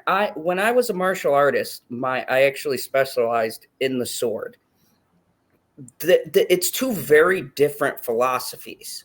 Like, some of the spiritual aspects are the same, but the philosophy behind the sword is different. Maybe it could work, but the technology behind it doesn't. I think this is a terrible idea. I'm actually shocked because I know the animators that they got. I know the projects that they've worked on. Like, these are some high profile people in the world of Japanese anime, as you can get when you're Disney. But this is not going to play well. And people from the Star Wars universe are not necessarily fans of Japanese anime. So you're taking two very different audiences that have very, very different philosophies on animation and storytelling, and you're trying to mesh them up. It works in some cases, but just look at Battle Angel Alita, how that was received. And that was, for me, I love that movie, but it was not received very well. Look at when they tried to do anything in the American with Christoph Waltz. Yeah, I mean, anything they try this with, that people don't widely accept it. So this baffles my mind, how you're going to get a community that could be very adamant, like Star Wars fans. I honestly don't think they're going to like this. I think there's going to be a lot of pushback, and I don't even like the way the animation looks. And I'm an anime fan. It's very weird. I don't understand what characters these are, and the whole asteroid thing. Like, dude, I know you do asteroid, but that's too, like, oh my god. Yeah. I have to second every single word of what you said. I mean, it looks like an unmitigated disaster. I'm shocked. I'm appalled. What was that bunny rabbit creature? It looks like we're watching. It's called concept art, guys. I hope so. Yeah, I hope so. I hope it doesn't look like this. The faces of the characters look appalling. It looks like I'm watching Teen Titans Go. It's just ridiculous. If you could play this video, this is A New Hope in anime, and it could be done. I've actually seen it. But the route they're going is totally backwards. Well, I mean, the thing you have to remember, this is an anthology. They're doing different aesthetic art designs. I've actually seen this trailer. I've seen all the Star Wars anime trailers, but I'll play this. Okay. So this is something fans would like, but I just don't know. I'm a fan. I'm willing to give this a chance. I don't know what in the hell is going on over there for them to think that this was a good idea. Well, maybe they're thinking outside the box, which isn't a crime.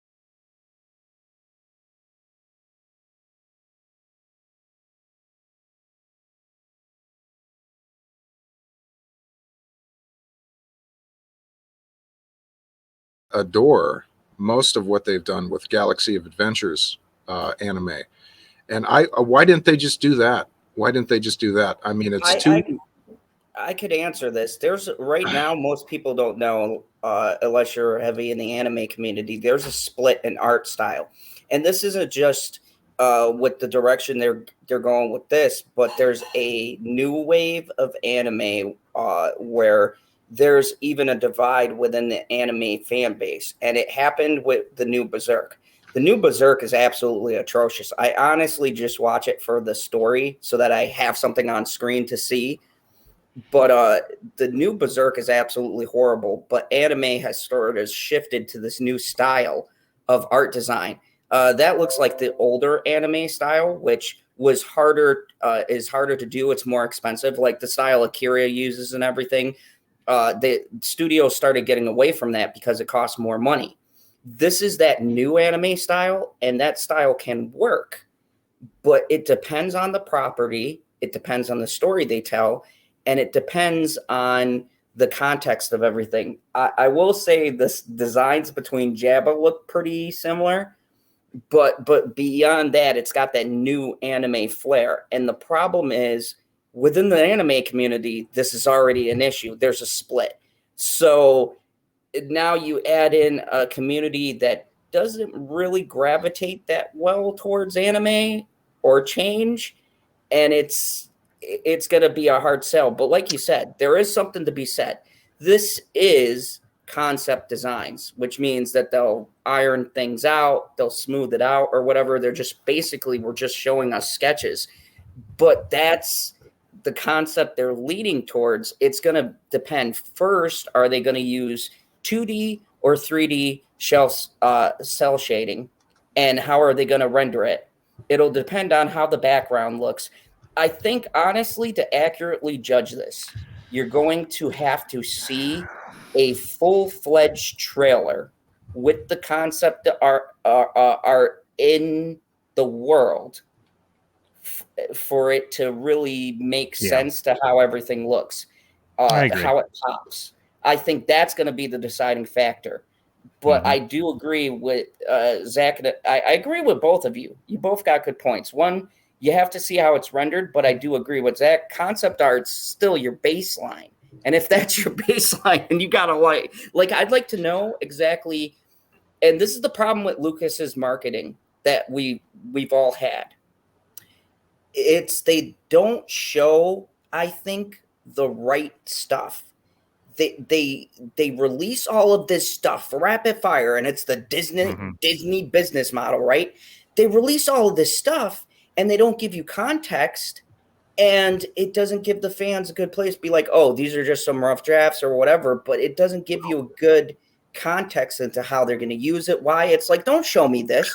Show me a trailer. Show me what it looks like all together so I can make an accurate comparison, because this feels like, to me, what they're trying to do is hit social media, see what the buzz is, and then they're going to tool it. And I think that's horrible marketing, and everyone's doing it now.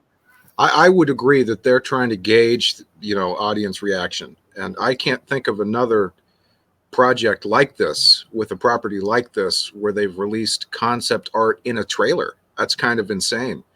But it's odd. Just for me, there's no scenario where that little bunny creature works in. And it may not ever see the light of day. It doesn't matter. It doesn't matter. It just shows a lack of understanding. I'm at least going to go into this with an open mind, because I'm a Star Wars fan. I'm also an anime fan. I've got lots of other friends who are fans of both. And they've said, we've had a conversation about this. Hey, have you heard this? Yeah, I have. And what do you think? I will give it a chance because I love both. And I may not be as hardcore an anime fan as other people out there, but I do appreciate the stories that can be told through anime. And I will say this, these people have a lot more talent than I do, because they have trained their entire lives to be artists. Well, that's not true. You're a good writer. I'm doing what I can. You're a good writer. I try. So I am more a verbal storyteller. They do theirs through art, through animation, and so on. That's how they tell their story. I do mine through the written word. Two completely different. Yeah, well, you did a great job, and you're doing a great job on your fan film and other projects, or your fan story. Is that what it's a radio play, I suppose? It's a fan fiction, but it's going to be adapted into a radio drama. Yes. Yeah, great. You're doing a great job on all aspects. So you can't say you're not a good writer. Yeah, but I'm just saying that these people, when it comes to drawing and animation, they're better at than I am. That's what I'm saying. Well, that's obvious with all three of us. I can't draw that well either. I couldn't do it either. But the samurai sword aesthetic, I agree with Zod, doesn't really look that great. I will admit I am a little iffy on that myself, because it does stray from what we know how a lightsaber functions. I will agree. I am a bit iffy on that. Even when I watched this the first time I saw that particular, still I was like, and look, if they're just fucking around, then I have no problem with it, right? But if we're going to see some of this stuff live action, well, honestly, it's not going to be live action. It's all anime. It's anime. This is Japanese anime that they're doing this in. That's what I mean. Not a drop of it. That's what I mean. Some of it I'm really interested in. Some of it I wasn't so much. I mean, the bunny creature, I'm like, I'm not sure about this, but a lot of the other stuff I was honestly interested in. I mean, does this blow my socks off in terms of the stuff we watched tonight? No, it doesn't, but I'm interested. I'm not going to sit here and lie and say I'm not, but let me just say, I do get what both of you are saying. I'm not trying to. One last problem to mention is I'm not a big fan of the manga look for this particular storyline. I think the big eyes with the little things in the eyes, it just doesn't work. It just doesn't work in the context of Star Wars, in my opinion. And I'll check it out. And let me just say this too. I hadn't seen the trailer when we started the trailer. We can do playback. I was very positive, but having seen it, my opinion has changed. No opinion here is unworthy. No opinion here is going to be poo-pooed on. You don't like it, you don't like it. I'm not going to say you have to like it. I'm just we're all tossing our thoughts out here about this thing, about what Star Wars Visions. So Star Wars Visions seems like a moneymaker for geeks and gamers and world-class bullshitters and Ethan Van Sciver. It's a moneymaker, and it will prove to be a big moneymaker. Mark if my it words. if it does poorly, unfortunately, even now, I think it's going to be a big moneymaker, even bigger than the High Republic rock concept. Oh, don't get me started on that. Here's the thing. And here's the crazy thing. Zod, I'm sorry. Go ahead. I'll say my piece. And I you will go ahead. say, and I was talking offline about this, and I told Ambassador I don't care about talking about it on this platform, but I came from that group, and I know how they operate. And it like I was saying with the He-Man thing, and I'm going to do my own stream on it. It's stuff like this that gives ammo to these different groups. And to be honest with you, and I've said this, and Ambassador was in my stream, I gave you guys a shout out, and I said on my live stream, it felt so good. Like the debates we're having are healthy. They're good back and forth. It felt good to come back to this because I'm tired on both sides, to be honest with you. I'm so exhausted with the argument on both sides. But there is a thing to be said, and even the devil has good points. Geeks and Gamers will talk about you. At times, they do have a good point. And the problem with these studios is they're giving them a reason to go on a campaign to paint fandom in a way like we're not concerned. Like for us, all three of us, we have a real passion for it, and we're trying to look at it objectively. Even with the way Zach interjected, we're all passionate. It's not a like, oh, you're an a-hole and I'm going to unsubscribe to you because of this. It's more of a, I have this opinion, well, I have this opinion. And with those stations, they are just all, no, this is the way. And then you've got the other side going, oh, well, you're just racist. No, we're not. We're passionate people. And I think crap like when you put out stuff like this that doesn't give good context, you're fueling an argument that doesn't need to happen. And then, of course, everybody's got to monetize everything. So Jeremy doesn't give a shit about his arguments. He's come out and said he hams it up for the camera. But this is great fodder.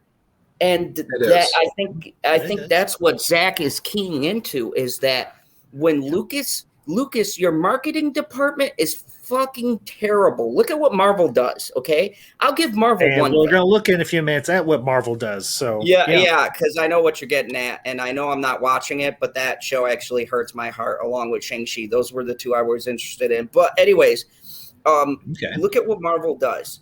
They don't release concept art. They just tell us, hey, this is coming.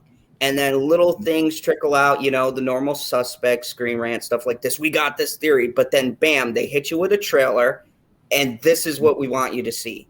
Boom. And then we go, then we talk about it. It's like two different marketing models. They've got the wrong person in there, Zod. They've got the wrong person at the top. You know, as just as I mentioned, and I think I've said this on Ambassador's channels too, the number one thing is hiring the right people. And they've clearly hired the wrong people to be in charge of the Star Wars property. And that's not a political statement. And getting back to what you said, the problem with that discourse is it's a political discourse. I'm not in politics. I could have been. I you know, getting away from that, I could have been, but I don't want to do that shit because it's disgusting. Yeah, it is, and it takes away. See, the argument gets diluted. I think there is a real argument to be said about taking things we love and butchering them. There is a real argument there, and there is real people who are really hurt about this. I heard this story about with the He-Man property, for example. I heard a story about a fan who was going through a tough time, and the 80s cartoon is what brought her out of it. And when she watched the new one, it hurt her, not in this way of, oh, I'm upset, but it got me through a rough time, and I feel like you translated it wrong. And that's how she put it. And, you know, they read it out loud, and it was an emotional thing. But that's the kind of fan group that winds up being ignored with this war, and it is a war that is going on, is that both sides at some point is not representing either side at the point. And then you've got the studio egging it on because what is it? It's buzz. Like we said, rounding it all the way back, there's no bad publicity, right? So they're feeding up into this because they want that kind of buzz to see who's going to be angry, who's going to be, and it's a terrible business model.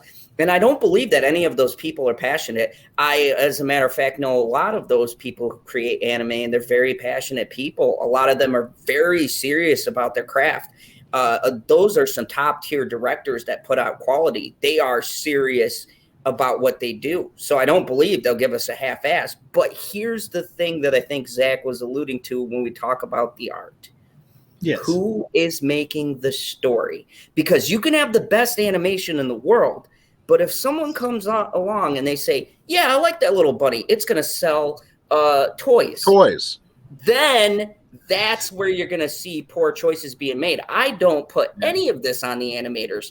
I'm going to say that... You can't. You're right. You can't do it. I'm going to say the story creator is going to be the person who's going to ultimately decide if we're going to see something restrained and executing the beautiful animation, or if we're going to see something that's going to be just for merchandise. Well, Zod, it's like it's like what they did with the sequels. It's like Ambassador. It's like if I hire you to do a sequel to Lord of the Rings, and you've got 6 months. It's like what? That's not enough time. No. Yeah. I need at least a year. If you want me to do a sequel to the after Return of the King, I need at least a year. Definitely. So, that's another big problem. I'm not even a professional writer, and I know this. I need a year to do research. I need a year to dig into the lore and see what I can come up with. I need to figure out what story I want to tell. I want to figure out if I want to include any legacy characters, any of this stuff. I need at least a year to do research and then to at least do a first rough draft of a script or a story treatment. There's no doubt. I'm taking. It has taken me a year, and now that things are settling down on the home front in terms of Mother Ambassador, I can get back to working on my fan fiction. I mean, I've worked on it a little bit here and there when I've had the time and the energy to do it, but now that things are settling down on that end, I'll be able to ramp this up and finish it up and have it ready to go around YouTube and everywhere else and promote it and get out there and say, hey, I'm casting this thing. If you want to be a part of it, you know where to find me. So, and I'm going to be I want to bring in people that are part of the Star Wars fandom that have either a small or a big involvement, but I want to bring in the best people for the parts that they're going to be playing.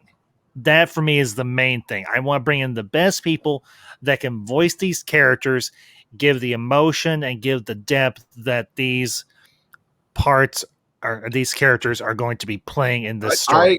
I will do a part for you if you want. If you can find something Zach, for me, you're already on the perspective list, but I've got a lot more people. I've got a lot more characters to cast, and you can't do all of them. I know you're talented, but I'm going to need a lot of people. I'm actually going to be reaching out to my friend LDG and everything, because I'm going to need him to set up that little thing he did the other night where he had 2 panels on one stream. He had set up a second StreamYard, and he had one group of like 9, and they had another group of 9, because I'm gonna need to set up like that to record this thing. Do you have a Sith Lord character? I've got Kylo Ren, I've got Snoke, I've got the Knights of Ren, but as far as a specific Sith Lord, Sith don't play a part in No, the Sith don't play a part in this. Now, I've unintentionally, as I've mentioned before, I've laid the groundwork for parts 1 and parts 2 of this story, which I may eventually do, or I will probably do, but I need to get this part written first, because I've almost written myself not into a corner, but I've written myself to where I can go back and tell the story of how everybody got to where they were in this part. But I've left it vague enough to where I can tell that story, and it would be interesting. And that's, for me, that's the fun of this. I mean, I never intended this. I'll give you a little taste. Deploy our fighters. Something like that. Deploy our fighters. I've actually got... You can be either a named character or an unnamed character, because I've got characters for both the First Order and the New Republic military. Just out of curiosity. It sounds fun. It sounds like a good time. Just out of curiosity, how's your Admiral Akbar? Oh, I've got just the guy for you, but it's not me. Okay. Okay. We'll talk later. I mean, I could have my agent get in touch with you, and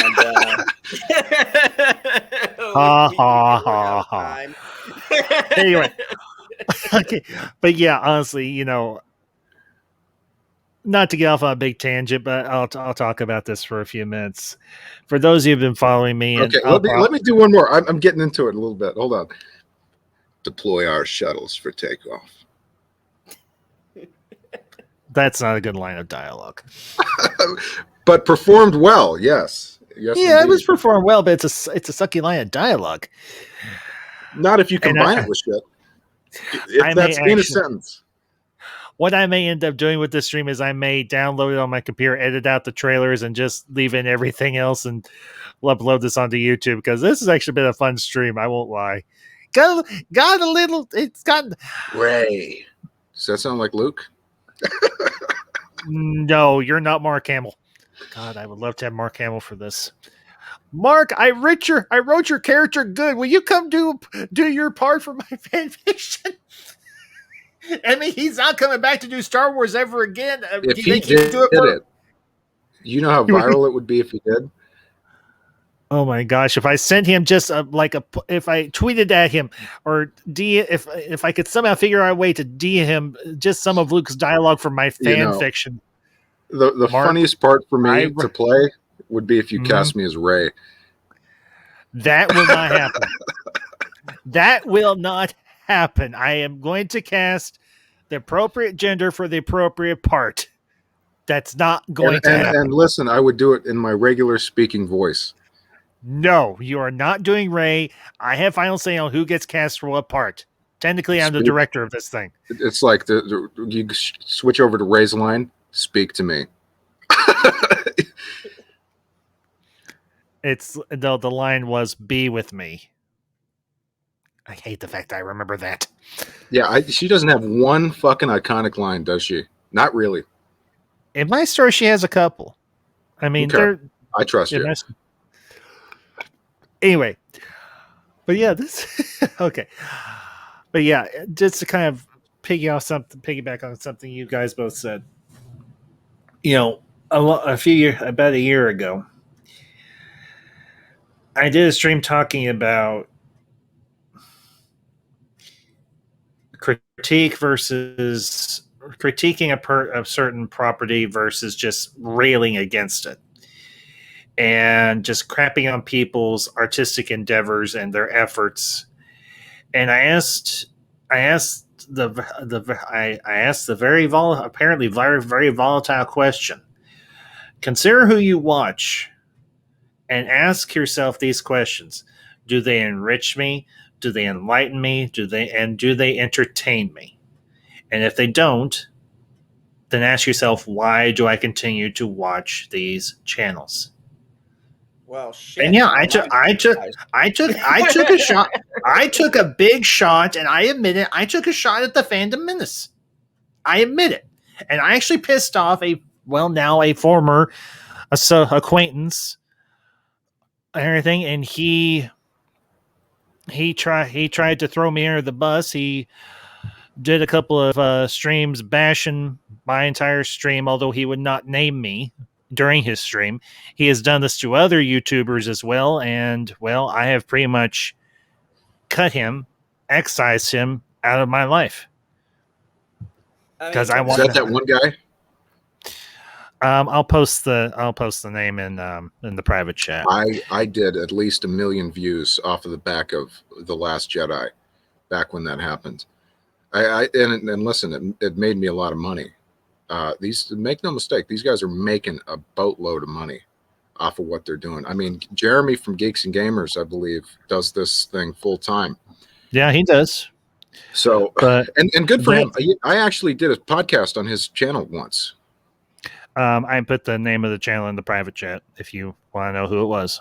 So you may not know, and neither one of you may know who I'm talking about, and that's fine if you don't. Okay.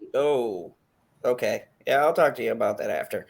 Hopefully nobody finds that podcast. It's going by a pseudonym. Anyway. By a channel name. Yeah, it's so. Anyway, we've kind of gone off on a deviation. It did piss me off at the time. There's no doubt about that, and I was pissed. Oh yeah, same thing for me. So, well, we've got one more trailer to check out. So this is Marvel's What If? Give me just a minute. What if Zod still watched? Hey Zod, like I said, if none of this strikes you, that's fine. It's not gonna hurt my feelings or anything. Marvel Zombies, yes, you did. Yes. What are you doing to me, Ambassador? What are you? You're crushing my soul here. Why? I'm just gonna say it. That is animation. It's clean. The references. My favorite part of Black Panther was in there. Killmonger. Damn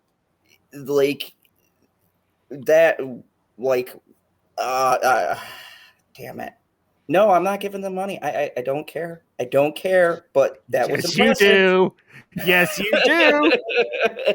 I'm gonna do this just to screw with you just a little bit. that was a trailer. I'd say Dune and What If win for tonight. Just Star Wars. I mean, because that looks tremendous. Well, and one thing I could never take away, despite my vehement disagreements with the company and my stance on not watching these things, one thing I can never take away, and what really agitates me about being a DC fan, is DC, if you hear me, you could do this. We do great animation. I mean, the DCEU or the DCAU is one of the best universes, and I will fight anybody for that opinion. Marvel has lost in that universe. The last movie, The Apocalypse War Part 2, was absolutely great, and the Long Halloween is amazing. God, we have the capability. I still gotta check that out. Zod, I wish I had known you a couple of weeks ago. I actually did a stream. We went for like 3 hours talking nothing but DCAU. Oh man, Yeah, I would have loved to be on that because the DCAU is the only direct competition. But I'm going to say something right now. Marvel really stepped up its animated game like a million times over. Stepped it up.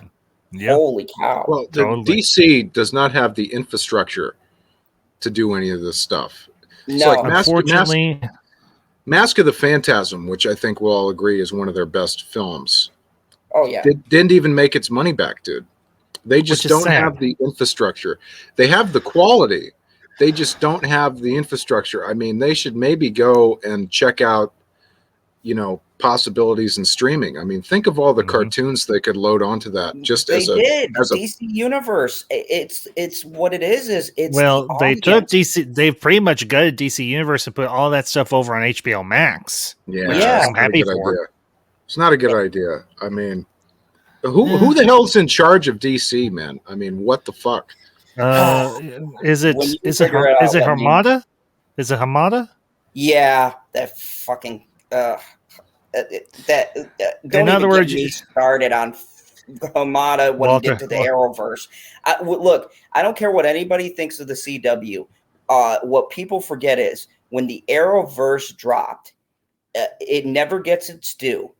Because it started what the MCU would do with Netflix. That was all because the Arrowverse existed. Mm-hmm. Marvel saw that and they go, oh, yeah, not only can we do that, but we can do it on Netflix and we can make it more adult. And those shows were great, barring Iron Fist. We'll all try to forget that. But the rest of them. I never watched it, so I wouldn't know. Oh, Daredevil was spectacular. Jessica Jones was amazing. I heard that a lot of the Netflix Marvel shows were really good, except for Iron Fist. I heard Iron Fist was bad. It was and Flash. Flash is turned into an abomination, a walking corpse. Oh, don't get me started on that. Did y'all see the Speed Force Sabers? Yeah, what the fuck is that? What? I can play this clip here. I'm on Twitch. I can play this clip, and it won't make a difference. I can play this clip because I actually posted this to somebody's tweet. Yeah, go ahead. Give me a minute. I gotta look it up. Disgusting. Zod, what they need to do is they need to go ahead and decanonize everything they've ever done and start from scratch. That's honestly what they need to do. They need to come up with a singular leader. They need to decanonize everything and come up with a DC live action canon is really what they need to do, in my view. And wait a minute. You could chop up all of the other films into multiverse shit. The chair of secrets or whatever it was with Batman, and chop all the stuff they've done up to this point into that. I think you all know this clip. Yeah. Oh God. Oh, this is so bad. This literally hurt my heart. I think George Lucas gonna sue somebody. That's what I thought instantaneously when I saw the Speed Force Sabers. Chocolate Luther King, played by Chris Rock. This is. Does anybody remember the good old days? Look, I love John Bowerman. I was actually talking about him last night, and my issue is when this started, the Arrowverse and what they did, even the crossovers now, it was pretty amazing to get like actual actors in there or whatever, the Infinite Crisis. But the problem you had is the budget, and you're always going to have that. And CW, they are so far one way, and I'm not going to get into the politics, but it pertains to this. They are so intent on writing every show one way.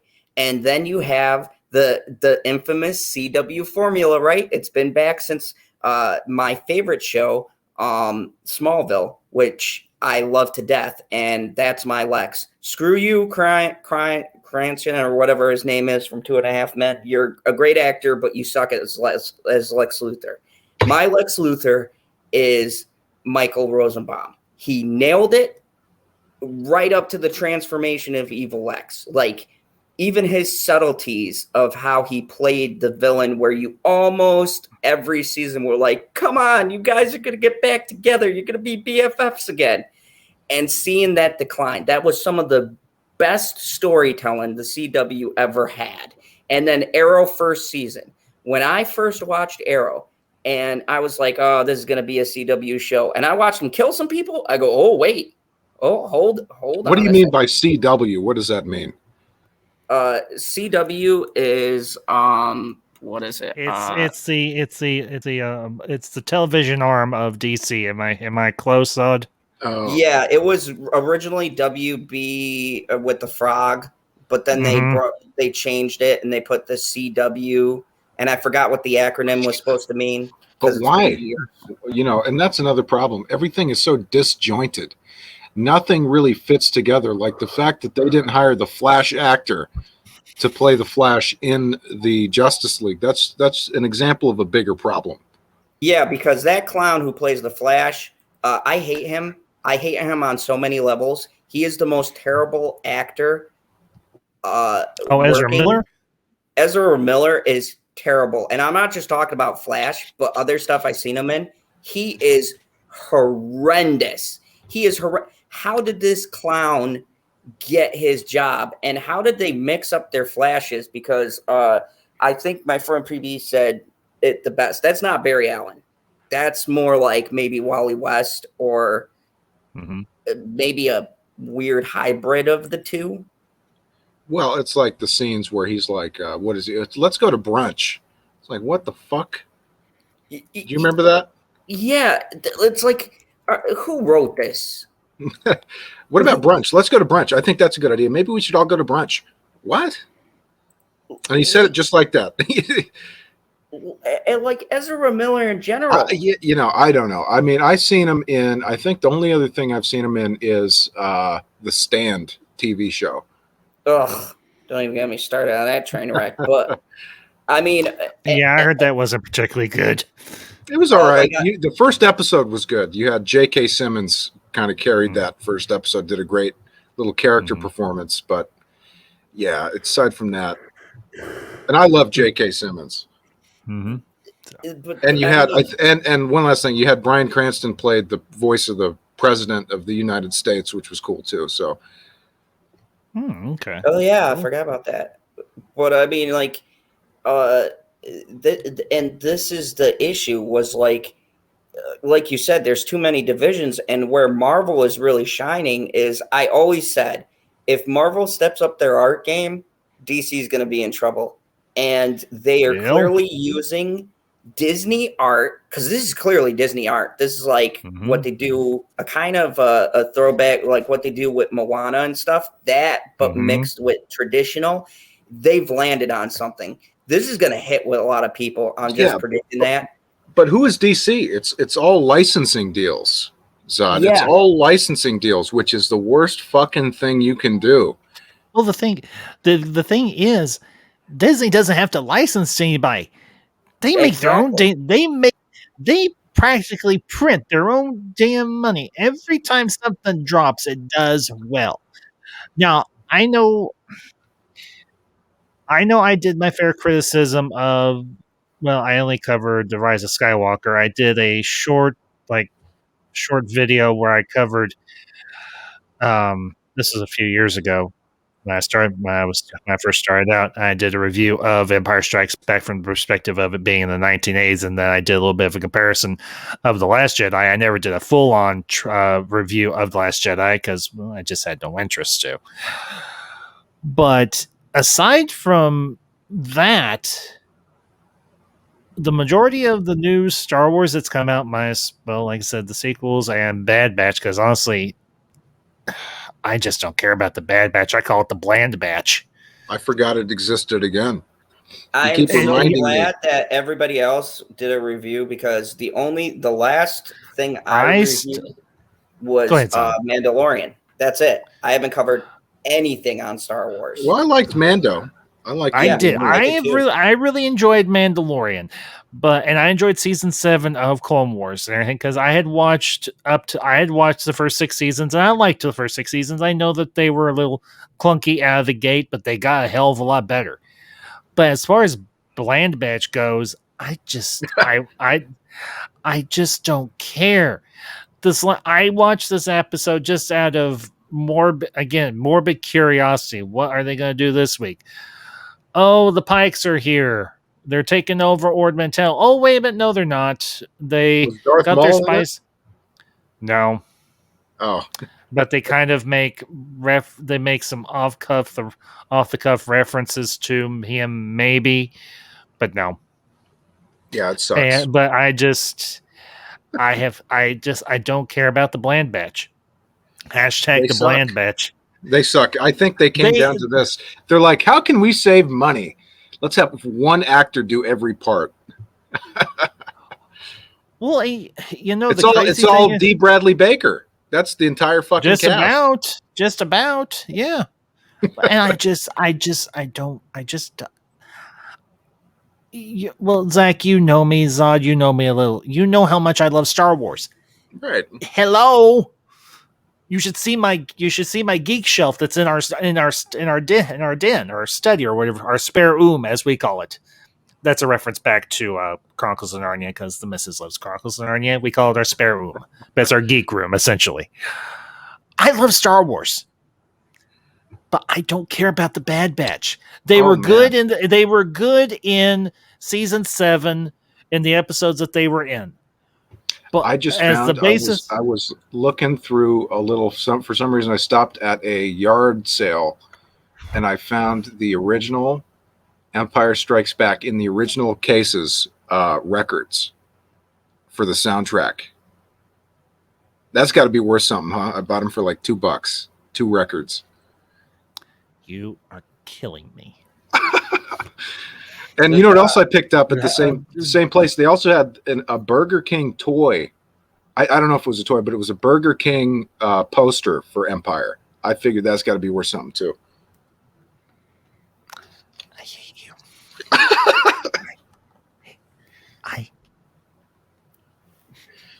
For $2, dude, it's got to be worth more than that, huh?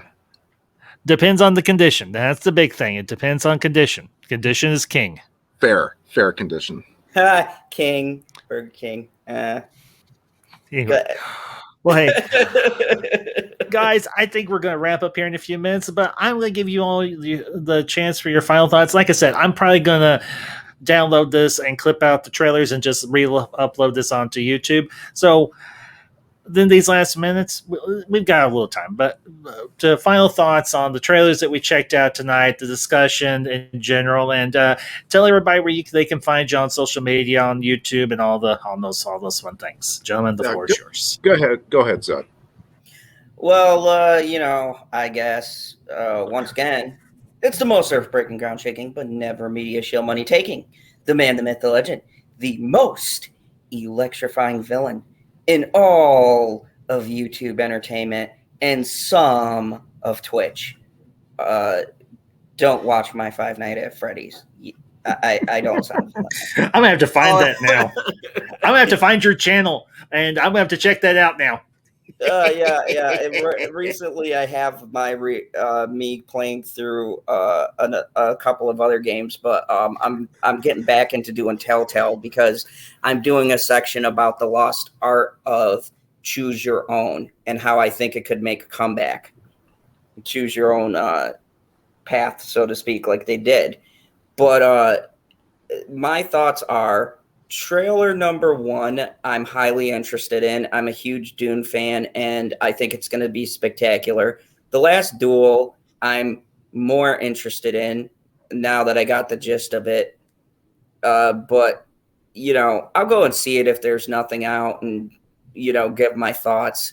The Visions, what they presented to me, I have no interest. It wouldn't spur me to break my oath. I would have to see a real trailer, a real breakdown, and okay, this is the scene, and like what the MCU does. And of course, the last one was spectacular. I'm still holding steady, but it makes it hard. It proves why MCU is so good at what they do, because that was a damn good presentation. And I heard stuff. They just announced a what if, and they just gave a rough idea, but that is a way that you open a trailer. Like, that's a great first look.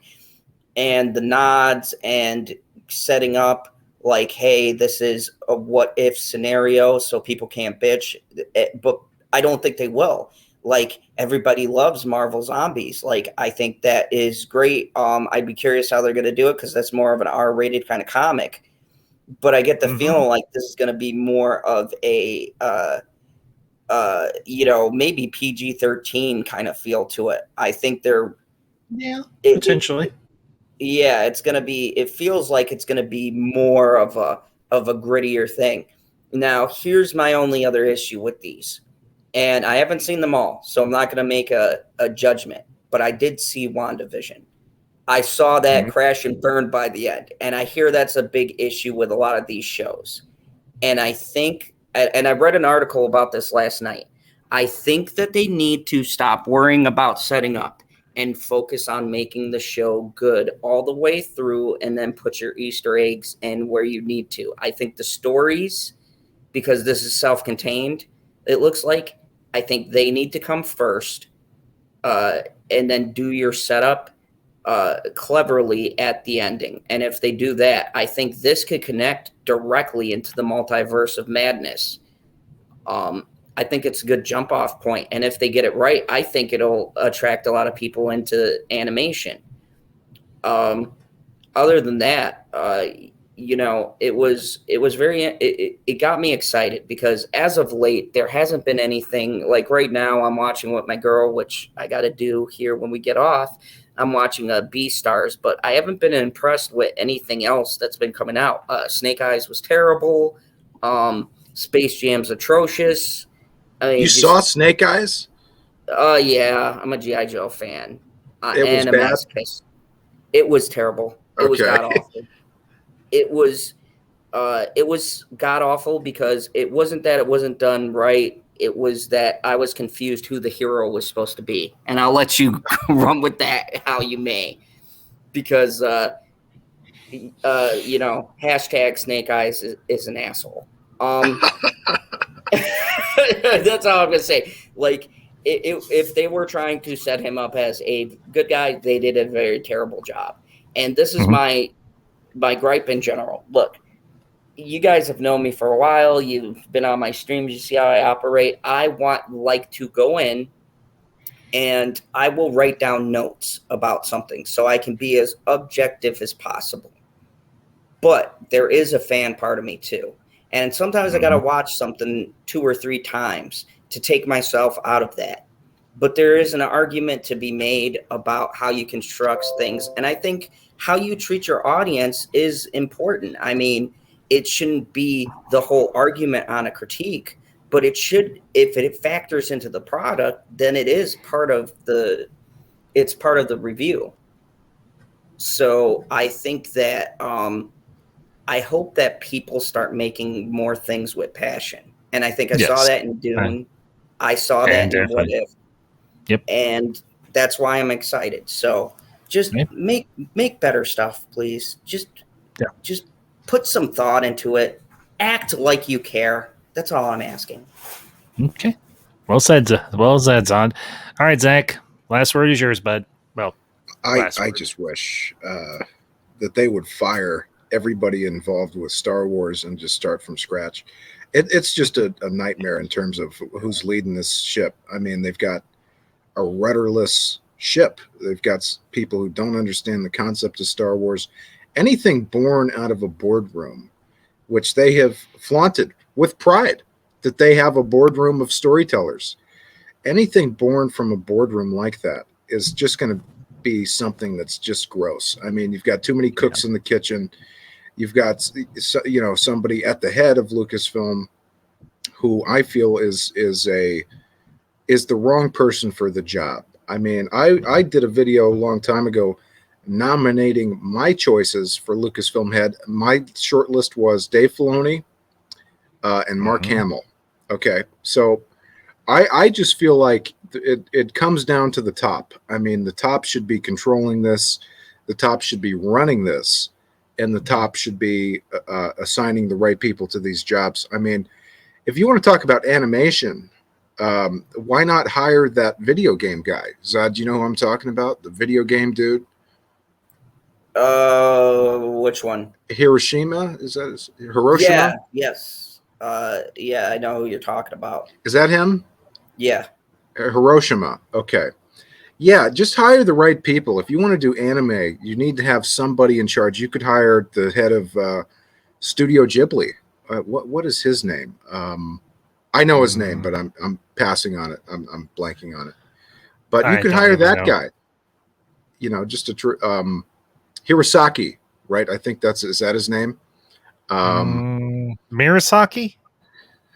Could be, but I think it's Murasaki, but I think he's in like semi-retirement or something because he's been doing it for a long time or something. Yeah. I think his first name is Hidalgo. Is that right? No, it's not Hidalgo because he's this is not to sound racist. He's Japanese. That's not a Japanese sounding first name. Oh, okay. Well, anyways, you just are hiring the wrong folks, and this Visions trailer has upset me a little bit. I get it. Not to a significant degree. You know, I'm not going to be pissed off about it, for the rest of the week. But it's like, come on, man, what are you doing? What are you guys doing? It's just a waste of time. It's a as David Lynch said, it's a sadness, right? It's a sadness. What the fuck are we doing? What are we doing? I'll leave it there. I am disgusted by the Star Wars executives. Put Jon Favreau in there. Feige turned it down. Kevin Feige turned it down. That's how much of a cluster F it is. I bet you they offered him. They offered to double his salary. I bet, and he still said no. So yeah, because he's there. because he's doing Marvel and Marvel's kicking ass. I have to agree. Well, folks, hold on one second. As for me, this was fun tonight. I won't lie. I know we may have butted heads a little bit, but we didn't start screaming at one another. Thankfully, but rarely does that ever happen here. But I want to thank you all for either tuning in here on YouTube or here on Twitch, or if you catch us on the replay. Hope you enjoyed the stream. Hope you all enjoy the discussion. And we'll be back next week with another Ambassadorial editorial. I have not decided on a topic as of yet, but I've got a week. I'll think of something. I always do. So, but of course, I will also be back next Friday evening with the Council of Ones as we continue our review of Babylon 5 Season 4. That'll be at 5:30 Central Time. And we're closing in on 450, so we're about 11 away. So I want to thank all my new subscribers. I want to thank all my new followers here on Twitch. I hope you enjoyed the stream. I thank you for your support and for your time. Make sure you leave your comments either on the YouTube stream and everything once I post it. And let me know what you think. Let me know what you think about Dune, the Last Duel, Visions, and of course, Marvel's What If. So, but that all being said, folks, you have a great night and a great week wherever you're at. And until next time, these are the Ambassadors, signing off.